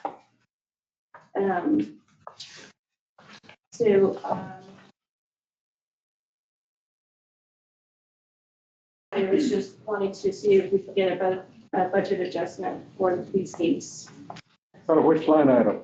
It's going to be 5301-4355-817-504 for our capital outlay. Expense side, you know, the revenue side. Oh, this should be, go ahead. Mr. Chairman, how do you know it's going to cost $3,312,000? Have we put this out for bid? Have we done anything so far? I know that I saw something that was maybe talked about last April, but have we really gone through the whole bid process? I would like to add to this, it is a rough engineer's estimate. Okay, I think. And then it will go out to bids. I think we ought to go out to bid to bring back the exact dollar to the council to approve. I don't disagree that it's a safety issue that needs to be taken care of, but we need to know what that dollar amount's really going to be, and it needs to go out to bid without Make an adjustment. without having to make an adjustment later on. We always know the adjustments cost. They don't ever give us any money. Well, and it's got to come out of the it's got to come out of the cash is where it's got to come out of. And The enterprise fund. out of their enterprise fund. And do you know how much cash they generated last year, Mr. Chairman? No. We've got a quarterly report here that we're gonna go. But it doesn't break down. Mr. Chairman? Lots of water. So I'm curious to know what the increase in cash wastewater treatment is by itself from last year to the previous year. Tony, I think wants to Is that Tony? Thank you, Tony. Yes. Mr. Chairman, councilors, they have currently about 11 million in cash right now In wastewater, in wastewater. I still want to send them back to. Yeah, we need. Yeah, and Chairman, Chairman, I think it'd be in our best interest to make a motion to authorize an ITB or an RFP at this point, So she's in the next month. rather than just fund it right now. While we're there, we can get that and then look at the finance portion of it later. Well, hold on. It's gonna have to be adjusted for this Yeah, approval here. is 30 days enough? Yes, can we do that? To get it advertised, Can we to get turn it this- in and evaluate? Can we turn this into just asking for, what'd you say, an ITV? Yeah, Yeah, so if this is just an ITB, it wouldn't normally go to council anyway. They can just issue it. Right. They don't need our approval to. If it's an RFP, it goes to you guys. If it's an ITB, they should just do it. and Chairman, if, I think because you have the budget authority, that she could just go forward with an ITB, bring it back to us To cover whatever's missing. to cover, yeah, and then now we got a good solid number we can work with and take it from there. Thank you, Chair. Okay. Finish marching order. What do you want to do with this item? Table No, no, just let it pass. She's got real numbers and. I don't know what to do. Table. Make a motion on it. Don't make a motion, let Don't it- make a motion, just let it go. Well, I'm waiting for it. I see if everybody stays silent, so I say, then a motion, the item dies. There you go. There you go. Oh, wait a minute. We got a caveat that if we kill something, it can't be brought before this. Yeah, they'd be bringing back approval to award the ITB. So can we do a motion for that? So we just table the dang thing and. Okay. Is that what we do, table it? We got a table in motion. Second. It's tabled. Table, you don't second those, right? You second it, Okay. but. No, you don't have to second on the table. You have to have a second. Oh. Gotta know your Unless table there's manners. any objection. Thank God we got a big table. Good. Okay, moving on. Charlie, taxiway Charlie, here we go. Number 8 is page, Back page. on page 60. Miss Bobby, Yes, sir. Thank you, Mr. Chairman. This is considered the approval of an award for the Roswell Air Center Taxiway C. Charlie Rehabilitation Project to constructors in the amount of $562,347.38, which does include TRT. This project was put out for public bid. There were 2 respondents. Mountain State Inspectors came in at $726,997.60, excluding CRT. Instructors at $519,389.77, excluding GRT. Of those funds, there's also for the project itself, project grant, the federal grant that's involved here. The total project cost is $973,871.76. The FAA share is $925,178.17. The state comes in with 4% of the money at $38,954.87. Our local share, which would come from airport revenues, $9,738.72. okay, Omar is handing out some photos to give you a visual of it, and he'll walk you through it. well, he talked about it last time, and my memory of the discussion was just part of it and not from the, Yeah, it's gonna start all the way from Alpha and it's gonna go to the Compass Rose. yeah, that's fine. I was thinking that's what you wanted to get in. Yeah. But that's not what you said. Yeah, we had to clarify it and I called Armstrong, Lochner, and I talked to them about it. The And PCI on this area was 50, which is pretty good. And the project, term of the project is 60 days with $2,100 a day liquidated damages if they go beyond that time. Are they gonna tear this whole thing up? Now, if they take out 4 inches and do what they call a mill and fill. This almost looks like Mescalero Road. they're gonna do this. It's all their work.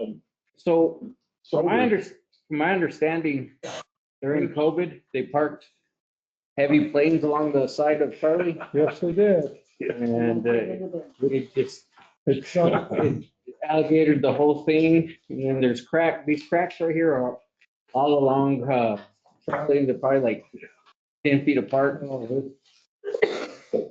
mess. And an airplane just on three little bitty tires, Yeah.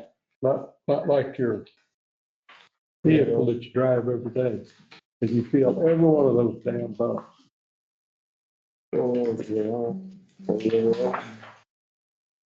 So on this map right here, that's what they're gonna do with the shoulders.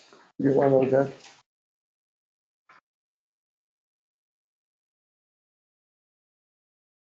Yes, they did park heavy approach out there. It was not a rip.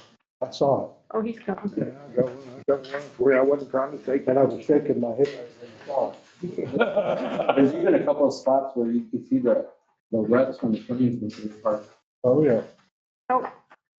How often do we use this? Right, a Is lot. that where they go park all their planes, the American? No, it's just taxiway. It's a taxi. Oh, it's a taxiway all the way out to here to the runway? Yeah, Right. Okay, it's used A lot. a lot. yeah. Yes, sir. So did you guys do a core on this to see They did They've core done sampling, work. yes, what they did sampling and how thick is it already? a couple of feet. Well, a couple of feet, good deal. So you got a good foundation. You're just gonna mill it down 4 inches and then mill it and then get you a good So structure. like on the ones with the cracks, we did try like a crack filler. Yeah. Streets came out, Those they are poured their, temporary, yeah. and it just kept going and going. There was no, Could be in China. no bottom. Yeah. Well, I was looking at those cracks and I'm seeing dirt and I'm thinking that's just from the wind and stuff. Yeah. That's why I was wondering how deep is your base? That's why I asked about the core sample. So, great, you did the core sample, that's great. So, One thing Brad like, you always find out it costs us money. She knocked it out of the park, didn't she? Well, actually, on this one, yeah, we just did really $9,000, but that's good. How many years I've been trying to get them to work? Oh, Mr. Chairman, we're gonna move ahead here. Move that we approve it. As long as it takes you guys to make a motion, I'm ready. Okay, that's what I'm trying to do. Approval Go of for award ITB 25-009 for the Roswell Air Center Taxiway Street Rehabilitation Project to construct Eugene in the amount of $562,347.38, including TRT, to be placed on the consent agenda. Second. Got a motion, second. Any other comments, questions? Everybody that's for this, say aye. Aye. Aye. Passes 5-0. Thank you. Just making sure you haven't gone to sleep on it. Okay, now we've got replacement of air conditioning and dehumidifying at the aquatic center. Mr. Freaking train tracks is off, they say. Yeah. I mean, From the get-go. from the start, I mean, everything. I want you to keep track of whenever we equal what they paid for it, fix all the stuff that wasn't done right the first time. That's true. While we're taking care of a lot of that. So, all right, so we'd like to, you guys consider ITB 2604, diagnostic services, replacement heating and air conditioning and humidification systems, aquatic facilities to advanced airflow technologies. We did actually begin this process, asking quotes, knowing that we work on equipment in ITB. This is the company that won out. So, you know, we did, extremely happy to be a Roswell-based contractor. The equipment still comes from Canada, but the folks working on it from here. And it has, a lot of it has to do with the control. And I'd like this to go for legal for contract. What's the total? It's Oh, it's just permission. Price agreement. We do this, we have to go over 60 grand. It's come back and ask for authorization over 60 grand, but it just allows me to do on-call. Yeah. They can call these people and they're approved. You get qualified statements a little tighter. And you don't have a contract yet? No, we waited. Okay. We went through this process. And then we'll go to legal with it, and then we'll go to city council. Okay. Mr. Chair, I But move, right now, this got to go to city council. legal. No, we're gonna wait for the contract. This is the ITB, and then we're gonna get a contract, and then the contract will come to you, Mr. Chairman, and then go to city council. Meeting on the 18th of November, just so you know. I think it's on there somewhere. I wrote it down. That was nice of you to tell one of your committee members, 18th, all right, I'll try to remember that. It's okay. It's okay. Chair, I move we consider approval of the award for ITB 26004 diagnostic service and replacement heating, air conditioning, and dehumidification system, in the aquatic facility to advanced airflow technology on the consent agenda. Second one, do we? Got a second? After we get the contract. We get the contract. Kevin. Kevin got the second. Okay. Any objection? There you go, pass 5-0. Moving along. Budget adjustment fiscal year 066 in your book, and we've got some handout. So what's in your book? It's already a handout.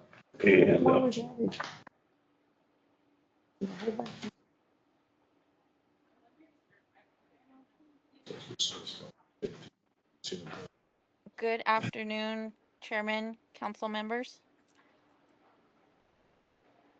Go ahead. Agenda item number 10 is the approval of budget adjustment for fiscal year ending June 30th, 2026. The Finance Department is asking for or requesting budget adjustments for line items in Exhibit A, and you were handed out an amendment on that to include the budget adjustments that were approved from the last meeting for landfill and solid waste that I missed on putting those on there. And then also 2 grants for Keep the Roswell Beautiful and the All-Inclusive Park Grant.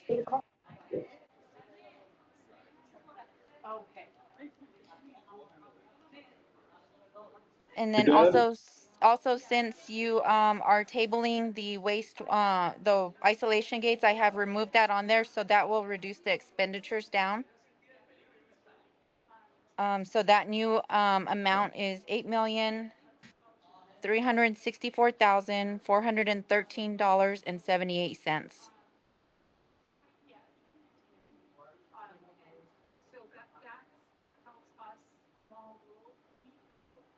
Anything else? No. Questions from committee? Mr. Counselor Ed.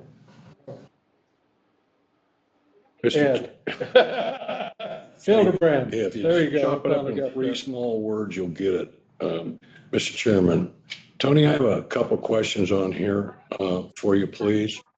I get where all the items that we approved and the incomes that match and those things, but I could not see, give me an explanation on the insurance premium for water and the amount of, never mind. I've got that. I remember that one now, so excuse me. Okay. I do. So the dewatering was just a carryover that we didn't pick up in our current budget, the 150,000? That's correct. Like the police, when they were working through their budget, they did not put the carry funds over on those POs, so those were left off. Do you bring them up to your office and slap their hands when they do that? I do, yes. Okay, thank you. We'll make sure we get proper treatment. I do have some questions. Now you're going to remove that. I do have questions on these public safety items, full-time salaries of $1.3 million, full-time overtime of $1 million. All of those items that say public safety, where are those coming from? Because I don't see those I have not seen, and no one on this committee nor full council have seen a budget that reflects a request for that amount of money. So these are for the salaries that will be for the EMS or the ambulance services that you guys Stop have right there, approved. Tony. Stop right there, Tony. I think that this council and this committee and probably public safety committee need to see a full-blown request of these items. Okay. So that's where I believe that needs to happen. We don't have that. We don't have. Now, if there's, well, you've got to put a budget together so you can get people. I've never seen So it. that's what you need to do. You've never seen it. No, I haven't. I haven't seen it. No one's seen that. But if there's an item in here where they need to hire somebody, and I ask you this, chief, I'm asking the chief this question. Is there some wages attached in here that you need to get it approved right now to get somebody started? Or can you get them started? There's one particular wage, the EMS captain, the chief budget, in the proposal. That position, I'd like to get started on the 14th. if we could. Right. Should be responsible for putting in all our certifications and doing those things. When do you plan to start hiring? Do I? When are we planning to start filling this? So we okay putting that person on and we can handle that, but without having to make a budget adjustment right now? Yeah. Okay, I just don't want to slow the process down, but we need to just, I think this full council needs to see the exact budget for the 6 months or whatever, till June 30, 26. I guess my question is, when do we plan to start filling these positions and when do we plan to start running our own? We're already talking about filling them. Well, that's why you need to Yes, put the next budget week, to you. Bunch and our crew sat down together. The budget is almost complete. Yeah. They're getting some other figures, that hadn't come in yet that they were needing for some third-party billing and some other stuff like that. As soon as those numbers come in, you'll be seeing them the next meeting. I think they're about ready to start. Yeah, you should be able to see them at Yeah. next public Yeah. safety. Yeah, okay. So Chairman, and maybe Tony can answer this question, the full-time salaries, those are all the ambulance service? Yes. And so we're assuming 1/3 of that is going to be overtime? No. I mean, that's kind of crazy. Yeah. Yeah. I mean, so come aboard and by the way, 50% will be overtime? Well, that's what you need to see the whole budget. And is there any openings? We haven't hired anybody yet, so Well, sign up. I mean, that's Mr. pretty Chairman, crazy. council members, they will need to budget for the EMS captain only for right now because they will be hiring her pretty soon. I think they could take that out of their, I think they could take it out of money they've already got in budget. And then make a budget adjustment later. And we'll take care of it later, but they're not, they need to get it done. Don't look at me like that, chief. If we're not even halfway through this budget cycle yet. So we'll be fine. We can address it whenever they get the full schedule put together. This committee's meeting every month. We're not cutting anybody off. We're not gonna shift the dates, because I looked at it, we don't mess up any holiday time. And so, other than if they don't get back from New Year's, but that's their problem, not mine. And so, you want to amend this? Is that what you're gonna do? Yes, I'd like to Okay, amend well, this. make your amendment. So I'd like to amend this by removing on the schedule from the 3.3 million for the isolation gates all the way down to the bottom number, including the workman's comp fee of $469.20. Remove all of those items. I don't know what that does to the total, Tony, but I I've just got it removed. for you. Okay, It's $3,879,446.25. Okay. I'd like to amend the motion that changes.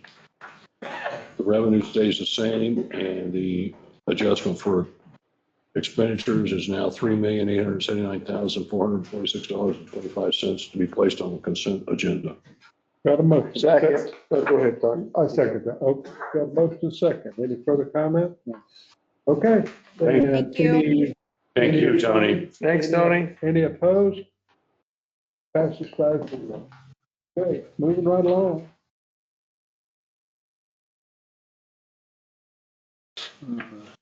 We're now to the minutes. No, yeah, minutes. Chair, I move we consider approval of the October 2nd, 2025 regular finance committee meeting minutes. Second. Got any? Hey, get a vote in here. Any corrections, deletions? Okay, we got a motion and I got any opposition, passes 5-0. He's physically not here, but he voted before he left. Good. Okay. So now we're to golf. Okay, well, Stan said presenting, however, we have bought brand new merchandise, so I would encourage you to want to go out there and spend money. That's economic. Weed eat the sand traps. What? Weed eat the sand traps. Yeah. I got a big complaint and I couldn't agree more. Yeah. You can spend time in the same time. Yeah, go ahead. They try not. Oh, it's bad. It's horrible. Thanks, man. All right. Anything else? No, they're just doing a great job and They are. it's nice. And, Yeah, we do have, Traps. We did buy a couple of ice machines. They're very happy. 15's coming up. 15 just take care of business. okay. All right, moving on then. I've got, the visitor center. Not here. Okay, stands this for Yes. sent in. Audrey Tack. Good afternoon, Mr. Chair, committee members. I stand before you to present the project tax update for August 25 activity collected in September. We did have one hotel not report on time. Today we're at a 60.1% occupancy. We ended our 6-month decrease year over year to be up 2.6%. And ADR had an increase 5.8% year over year. And next slide. Our lot tax revenue was $123,922. Increase from last year. Next slide. Our convention center bed fee was $335, sorry. And for the short-term rentals, we now have 67 that have gone through community development. So we have a very nice increase. I do foresee a little bit decrease in occupancy going forward through the holidays, just comparing year over year numbers from last year with the flood and contractors coming in and displaced housing. So you kind of already know our September number. If y'all want to know that, our increase, we're only at 6% occupancy this September versus last September. So the ADR right part was in 2%. That's it. Any questions? Questions?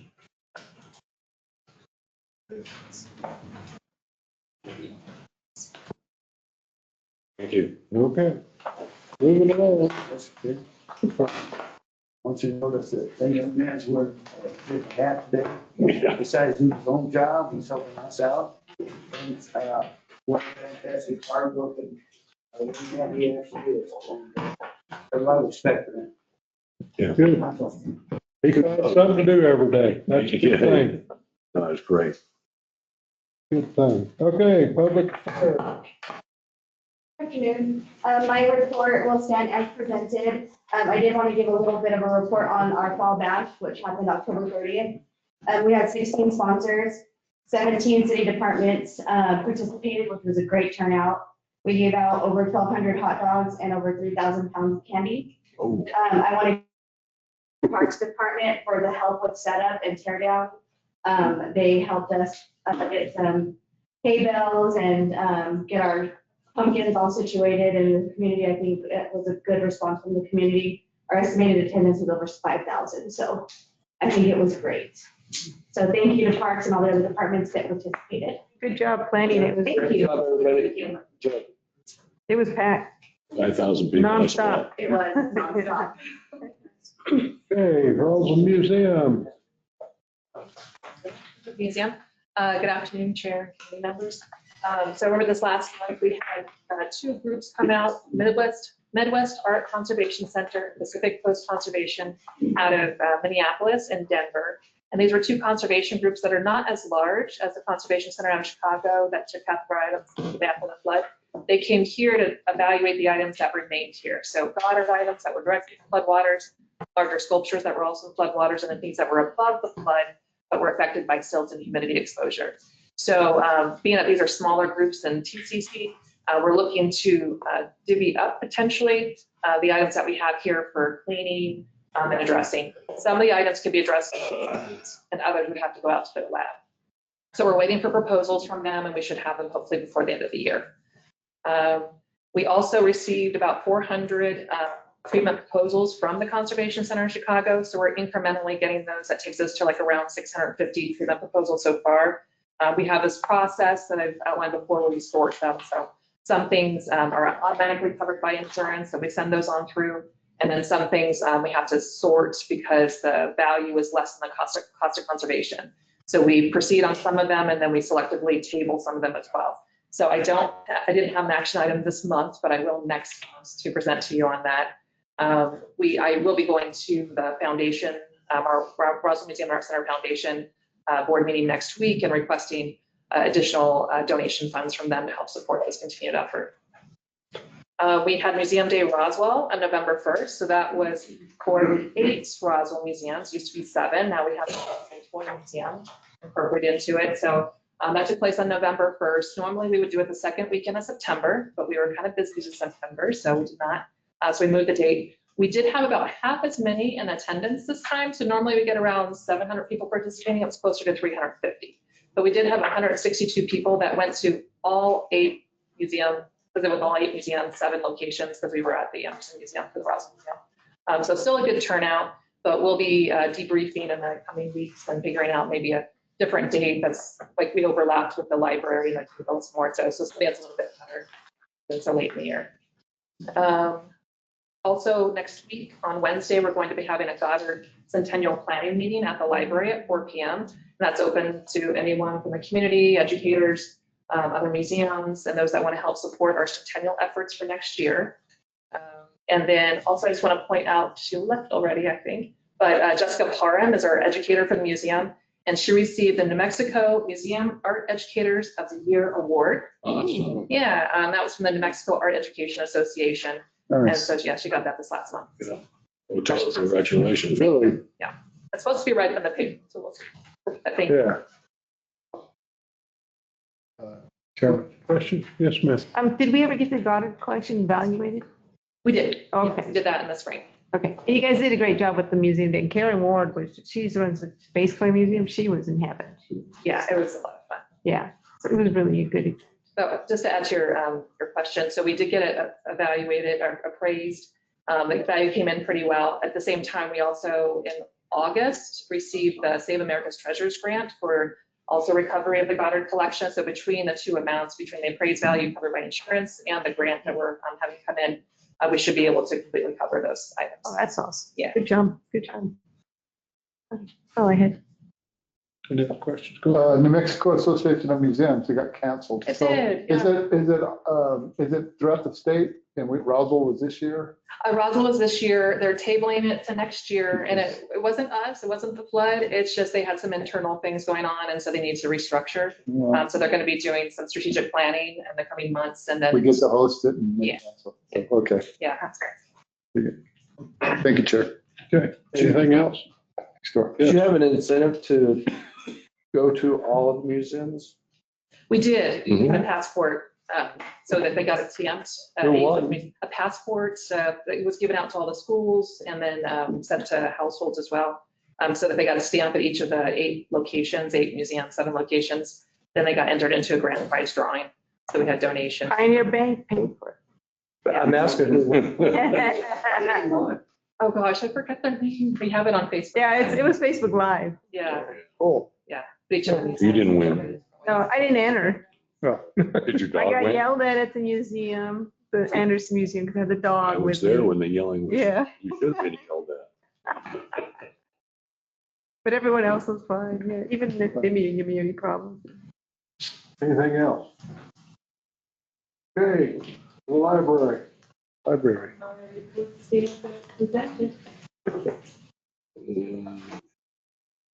And the cannabis tax. Thank you. 103. Okay, so for cannabis, in October, we received 25,929, so a little bit lower than last month.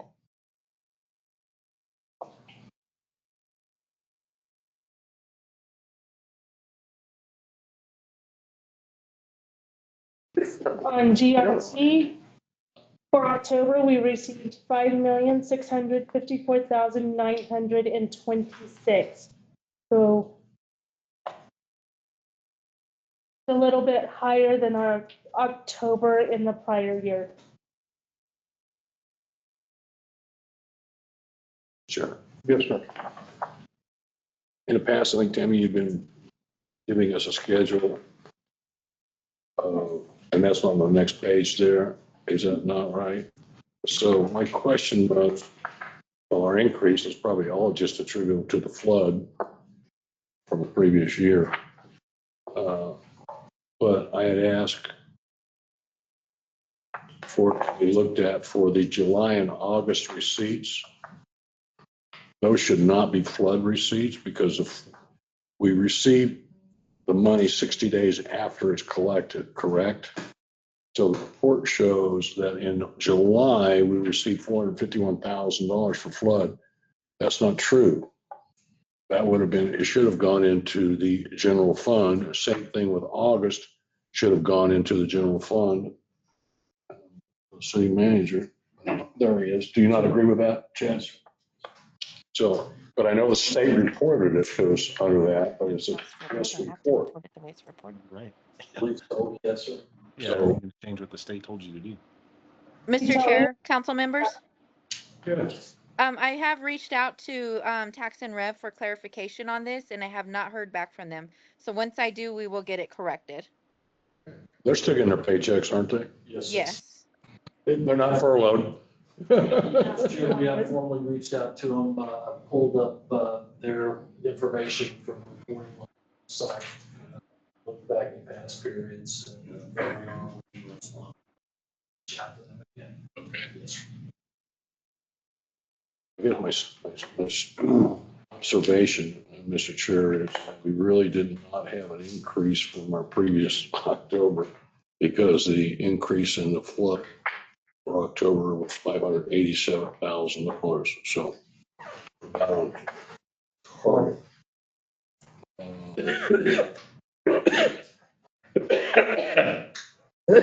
about on target. Okay. Now, anybody else got any questions? Yes, sir. Go ahead. The spike in the September GRT, did we get an explanation of that? No. No, we've Still reached out. waiting on that explanation as well. It's in the land of Santa Fe. They don't have to answer to anybody. It's very interesting to have a liaison that is specific for that. Yeah. We've reached out to that. You reached out and still crickets? Yes, I will reach out to David Monteith next and see if he can give me some clarification on both of those matters. Yeah, because whatever we did that month, we want to keep doing that. Yeah. Whatever it was, by gosh. Thanks. Go figure.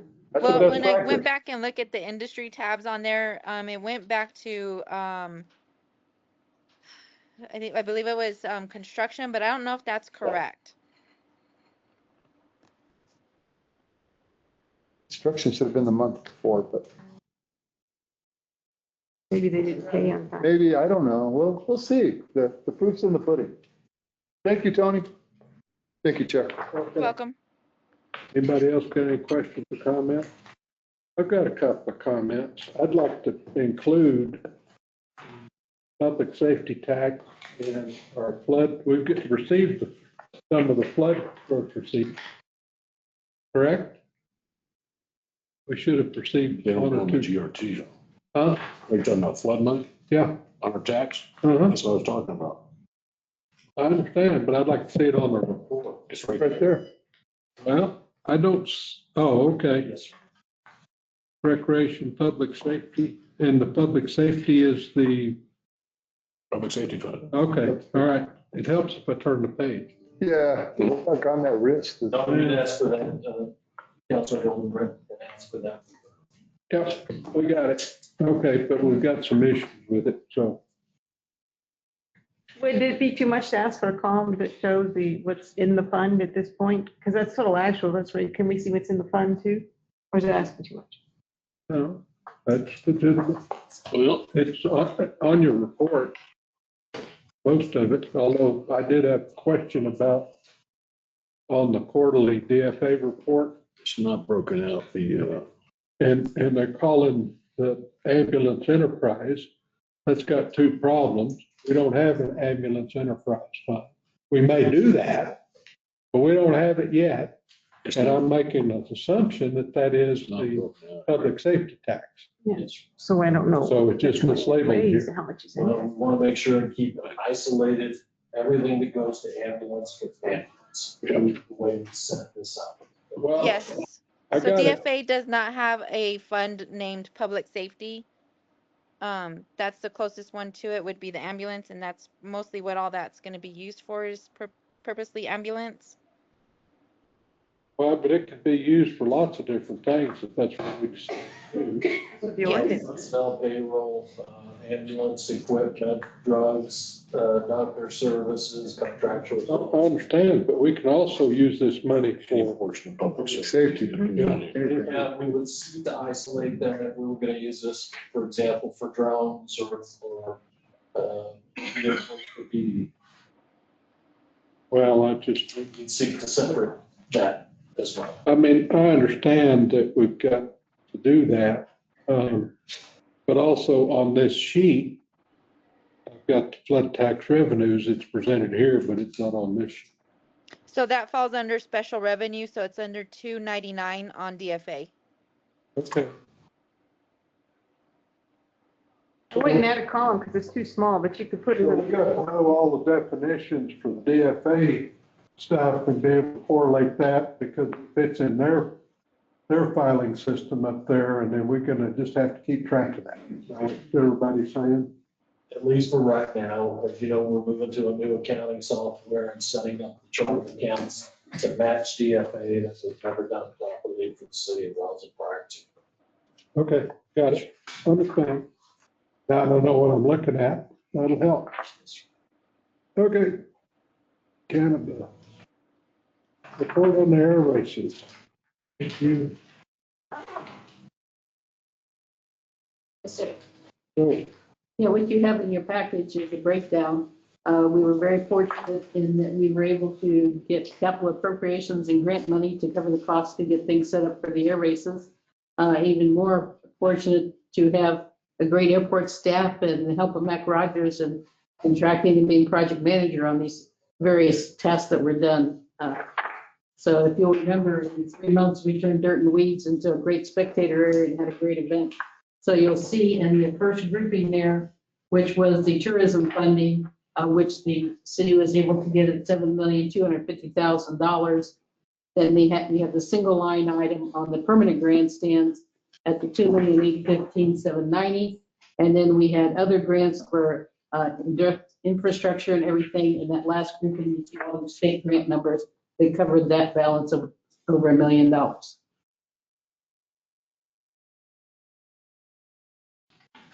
Excellent. Thank you for presenting it to us. And maybe where's the GRT come from? Yeah. Could be. There we go, yeah. Because all those had GRT attached to them. what's the status on the construction of permanent grandstands now that we've got all the approval process met?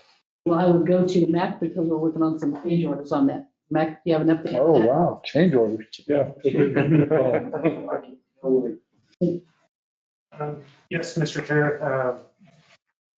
We've, as you know, we have quite a bit of the steel, and we're working with the contractor on what it's going to cost to get going again, and we expect them to start very soon. January. The plan was to have it completed by early February. Mr. Chair, yeah, just always thinking in terms of Plan B, if you had to, you'd have to go back out and do an RFP or an ITB for an alternative vendor, those types of things. So if you want us to contemplate that, that's the time. Good. Well, I gotta shrink the height, primarily the timing tower and the press area. Correct. Mr. Chair, I'll just say this, I will not be writing the recommendation. That's good. We learned something.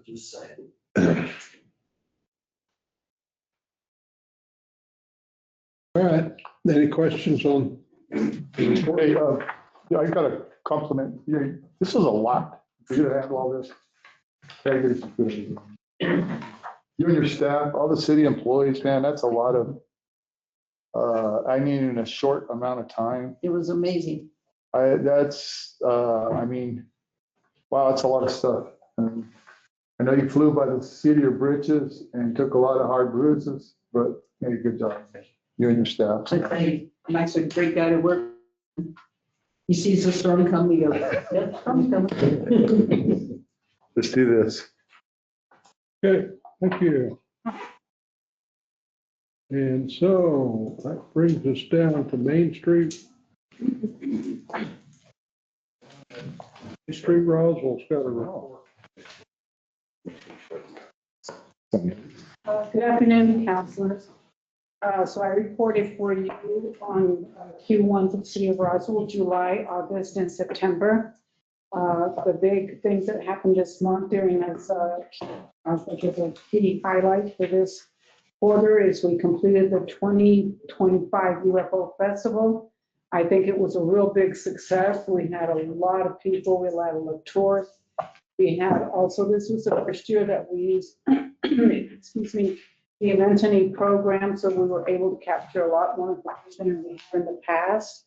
We had approximately, I'd say we had approximately 91 vendors that signed up through the Eventany program, but altogether we had more closer to 100 vendors because a lot of them would not do online, so they did paper type of applications.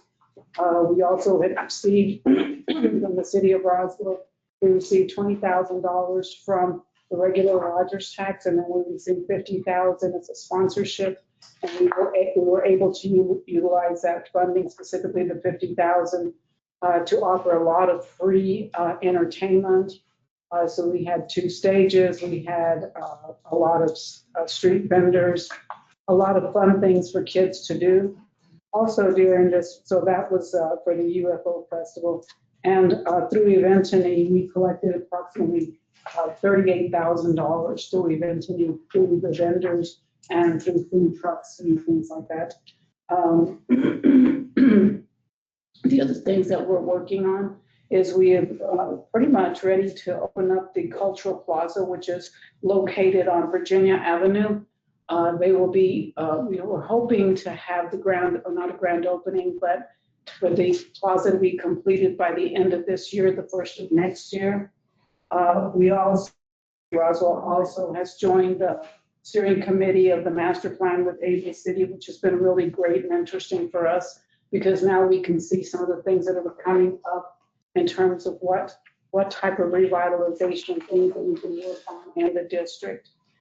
We've also started working on a rebranding plan for Main Street Roswell. And we're on track to complete it by January of 2026. We are working on this rebranding process within Mexico Main Street. We continue our work on the wayfinding gateways, working with James and also, what's your name now? And we're working with both of them here to work on the wayfinding plan. We are working, Mac, I'm sorry, I forgot your name for a minute there, Mac. We're also working, we decided to start working on the benches and kiosks first, and then move on to the gateways later, because we're kind of short on funding, really, I don't know how many, maybe $1 million, I'm not sure how much we're, but either way, we're gonna be putting benches and kiosks, one in front of the Pioneer Plaza, and the other one will be in front of the UFO Park. We also, during this quarter, we also had an afterburner on Main Street, a lot of the merchants downtown. So what we were doing is trying to encourage people coming down to the district and to shop and to walk up and down Main Street. Specifically on Saturday, I think we have people coming down because it rained that Saturday, so a lot of people came. So we did see a lot of people come down and come to the Piñata Fest as well. So they had a boost on that. So that's, other than that, I think that's all that I have to report on this month. We have a few new businesses opening up on Main Street. You're gonna see one opening up right here where the pizza place is on the north side, that they plan to have a restaurant there. Just this week, I think it was this week, they tore down the building on the corner of Walnut and Main Street, which was the old Taco Bell building. That has been, they totally tore that down. The owners of that property are kind of keeping it on the down low of what they're going to do, but they are planning on hoping to have a restaurant there and have some family-friendly activities. So that's going to really boost the south side of the district. So we're really excited about that one as well. A new business also went into the Old Brit Mercantile, which is Anaya Printing. I know we have printers, but they plan to do, they've redone that whole building. If you come down Main Street, you can see that they have pretty much not gutted out, but cleaned out that whole building. They're getting ready to put up a new sign. So there's a lot of activity happening on Main Street. So I stand for any questions that you have on my report. You want to tell them what's coming up in December? I'm sorry. You want to tell them what's coming up in December? Oh, yeah, in December, we are doing the holiday market on Main Street. And we're also doing the electric light parade, the lighting of the 17-foot Christmas tree. We're already getting a lot of attention for that, and so we're really excited about it. Another thing I forgot to mention is that during this quarter, we also had the Chili Festival. This year it was a one-day event. We're still trying to evaluate that event as to whether it's something we want to continue to do. We used to have we still have a big partner in Luprino. They always support the event and are sponsors for the event. However, they don't do any more of the tours at Luprino, so a lot of people don't, or I'm saying that's kind of what they look forward to. So we're thankful that Luprino continues to support the event, but we're trying to maybe do something more to that to beef it up.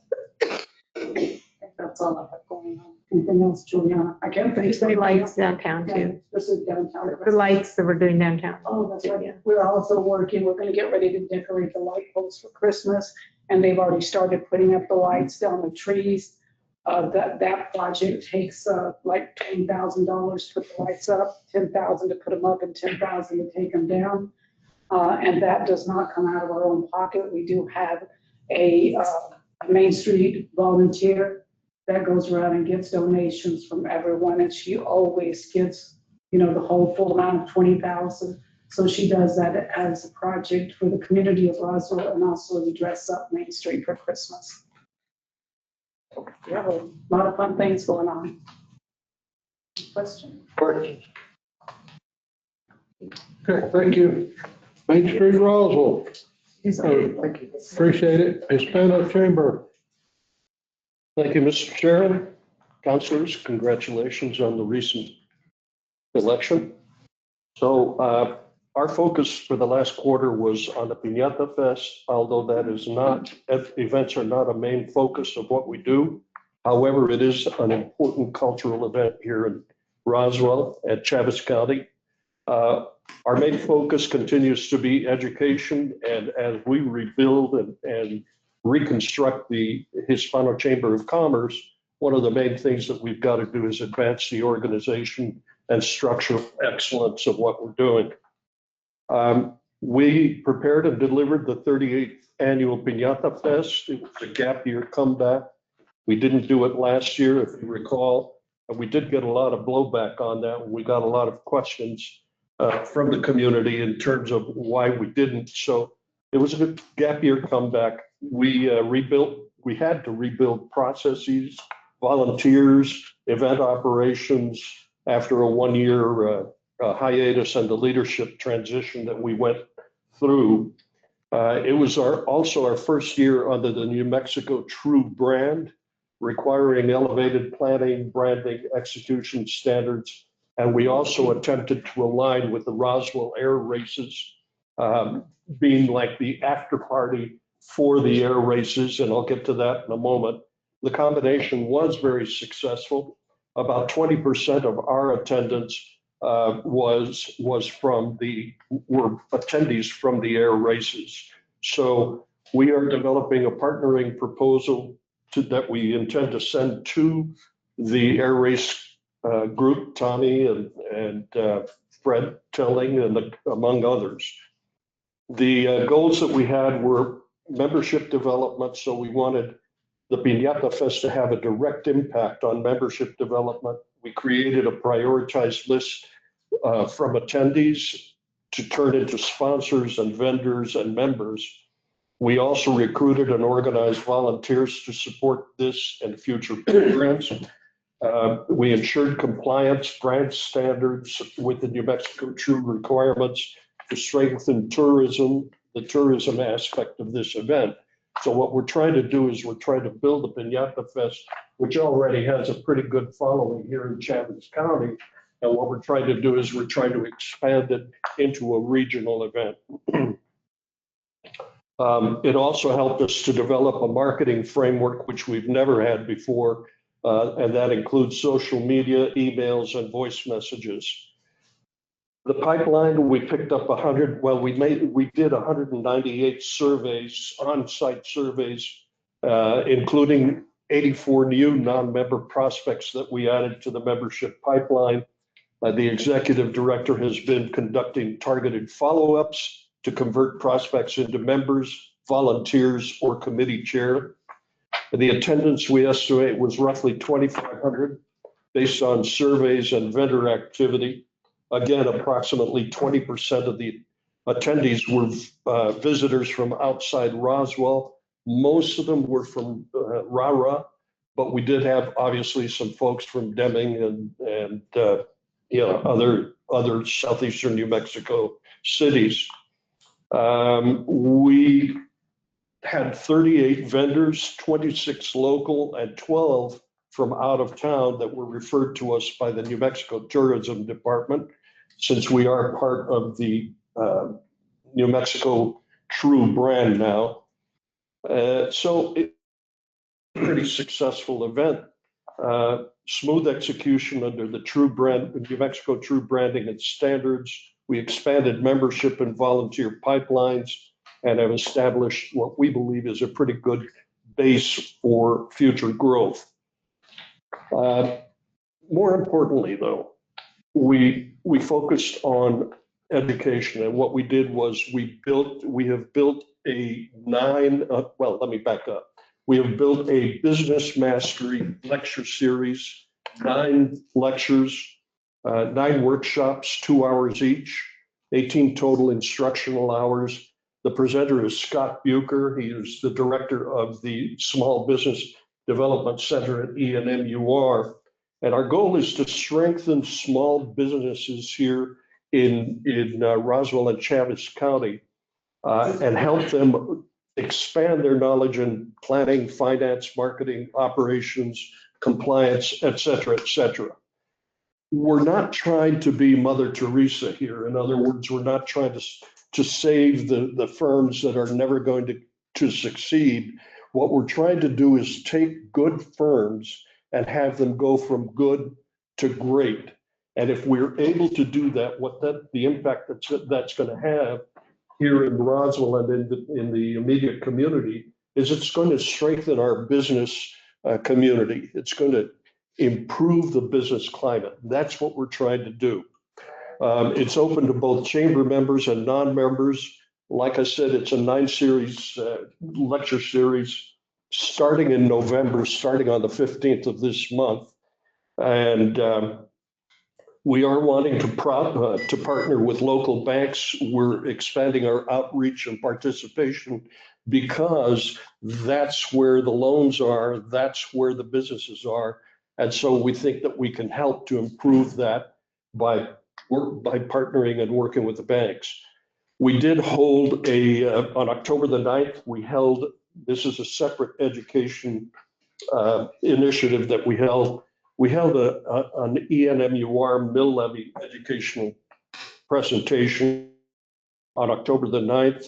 And what we did was we invited ENMUR to come up and present their case for increasing the mill levy. It was open to the public, including both chamber members and non-chamber members. The outcome was, it was a well-attended session. We had 73 participants, 73 attendees, which demonstrated to us community interest in educational and workforce initiatives.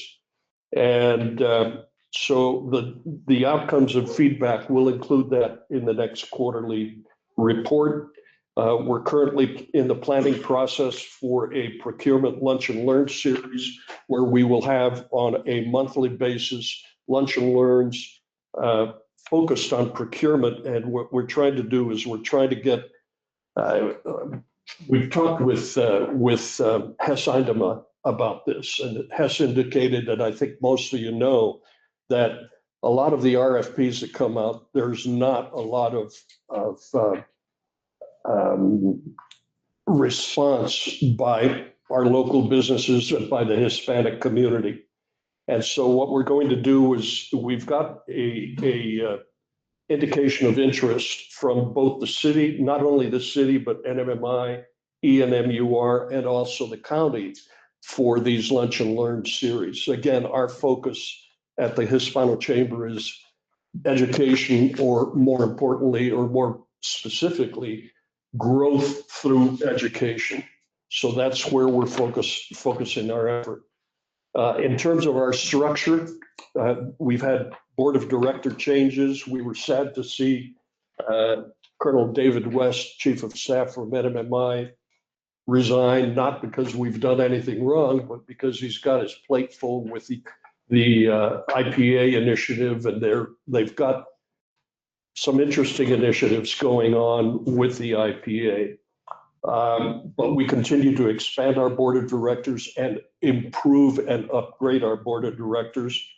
New board members include Rolando Mendoza, owner of Agape Healthcare, Hope Morales, New Mexico executive director of Teach Plus, Andy Hernandez, an owner of an entertainment company, along with Saul Aguilar, Francisco Gonzalez, who is the owner of Chero's Boots, and Isaiah Baldonado, who is the social development director at the Roswell Job Corps. And they have all agreed to take positions on the board as well as a hands-on position. So Rolando Mendoza is going to be has agreed to be the vice president and education chair.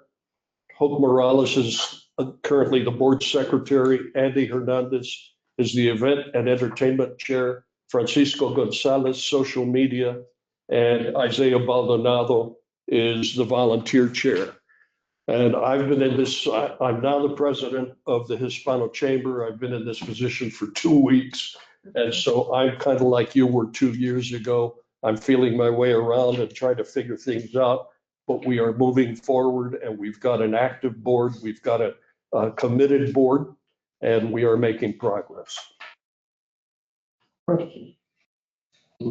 Great stuff, John. Thank you very much. Thank you, John. I'm going to be real brief. I've got a 5 o'clock call with a new project on the company. So I'm going to be, I have a full report in your packet. I do want to mention just a couple of things, Mr. Chairman, members of the committee. We had the gala this year, very well attended. You were there, well over 460 people. Gave out a lot of great awards, saw a lot of wonderful business being recognized. The air races, I can't tell you, from the time that, Mr. Chairman, you and I sat at a little table in Reno and said, we can do this, to see the effort this city put forward, the people of this community put forward to really make a difference. I know you heard it like I did. I know a lot of us heard it, but the racers and the spectators loved the way they were treated. And that's important. You can't duplicate that anywhere else. So you heard these numbers. I got these from Tony, just the president of the Reno Air Racing Association. About 56,000 in attendance. Every state but 40, every state but 2. You know who they are? No, close. It's not Hawaii or Alaska. Rhode Island. I'm gonna listen. I don't have time. So New Hampshire and Vermont. So Who cares? they'll probably get shamed into being there next year. We had 16 foreign countries in attendance, 46 aircraft, 10 STOL, 8 biplane, 10 formulas, 7 T6s and 11 jets. So a lot of great displays. The STEM Discovery Zone was a big hit for the kids. The day all the young people came streaming in the gate, all in their different colored T-shirts with, Fred Tell and I sat there and watched that, and we were just like, this is why. So it's all good stuff. But anyway, thank you, everyone. Mac, thank you, everyone that helped get this moving forward. Amazon's full steam ahead. They're building out there. December 4th, you've seen the save the date. That's going to be an announcement groundbreaking of a pretty big event, and it's going to be right next to the Amazon. And why is that? Because we put the grant money to use that we obtained to certify that location, that site for exhibition. I went with the mayor to Taiwan, be with a bus manufacturing company, and a battery manufacturing company. The battery manufacturing company is providing batteries for a new drone company. They'll be doing some R&D work. They'll be out the airfield and probably knows about that, and things are moving along. The bus company is a little bit slow, but we'll see how that turns out. A lot of other projects in your packet we can speak at another time, but they're all in progress. I did testify for Built Wise Structures, 100 jobs, average wage of $20.53, full benefits. They were awarded nearly $975,000. We were at Mesa Middle School for the career day, and we will be part of the Be Pro, Be Proud event at University High School. What is that? It's a big career fair. Every high school in the county will be represented. We have over 200 students registered. We have over 20 employers that we've contacted, including RPD and our great fire department and others will be there. We'll even have the helicopter from TransAero medevac there as well for the young people to see. That's November 13th, University High School. We did apply for a new LEADS grant, and which helps us do sites for this year, and we received the award. And so we'll be working with the city, and the city manager I talked, and I'll be working with the community development folks, and we'll figure out what that is. I just haven't got there yet. Just been a little bit busy. And we'll figure out the next location for the next opportunity to get ready. Wrap it up. Get out of here and go. Okay. Anything else I got to tell you? Oh, and we're recertified as a certified economic development organization in the state of New Mexico. Awesome. Not every city is. Just amazing stuff. Sorry, I'm sorry. I've got to go take this call. Your opportunity. Any questions for me before I leave? Go. I'm over 5 minutes away. Just keep rocking. Well, you got to sit down and get a drink and. No, I got to do that. Mike, thank you. Thanks, Mike. Appreciate it. Thank you. All right, we're down to public participation. Anybody in Cyberland got anything? Cyberland. Nobody? Twice, 3 times? Anybody in the audience there? Hearing none. Rita? Adjourned. No, I'm really tired and I'm hurt, so. Adjourned.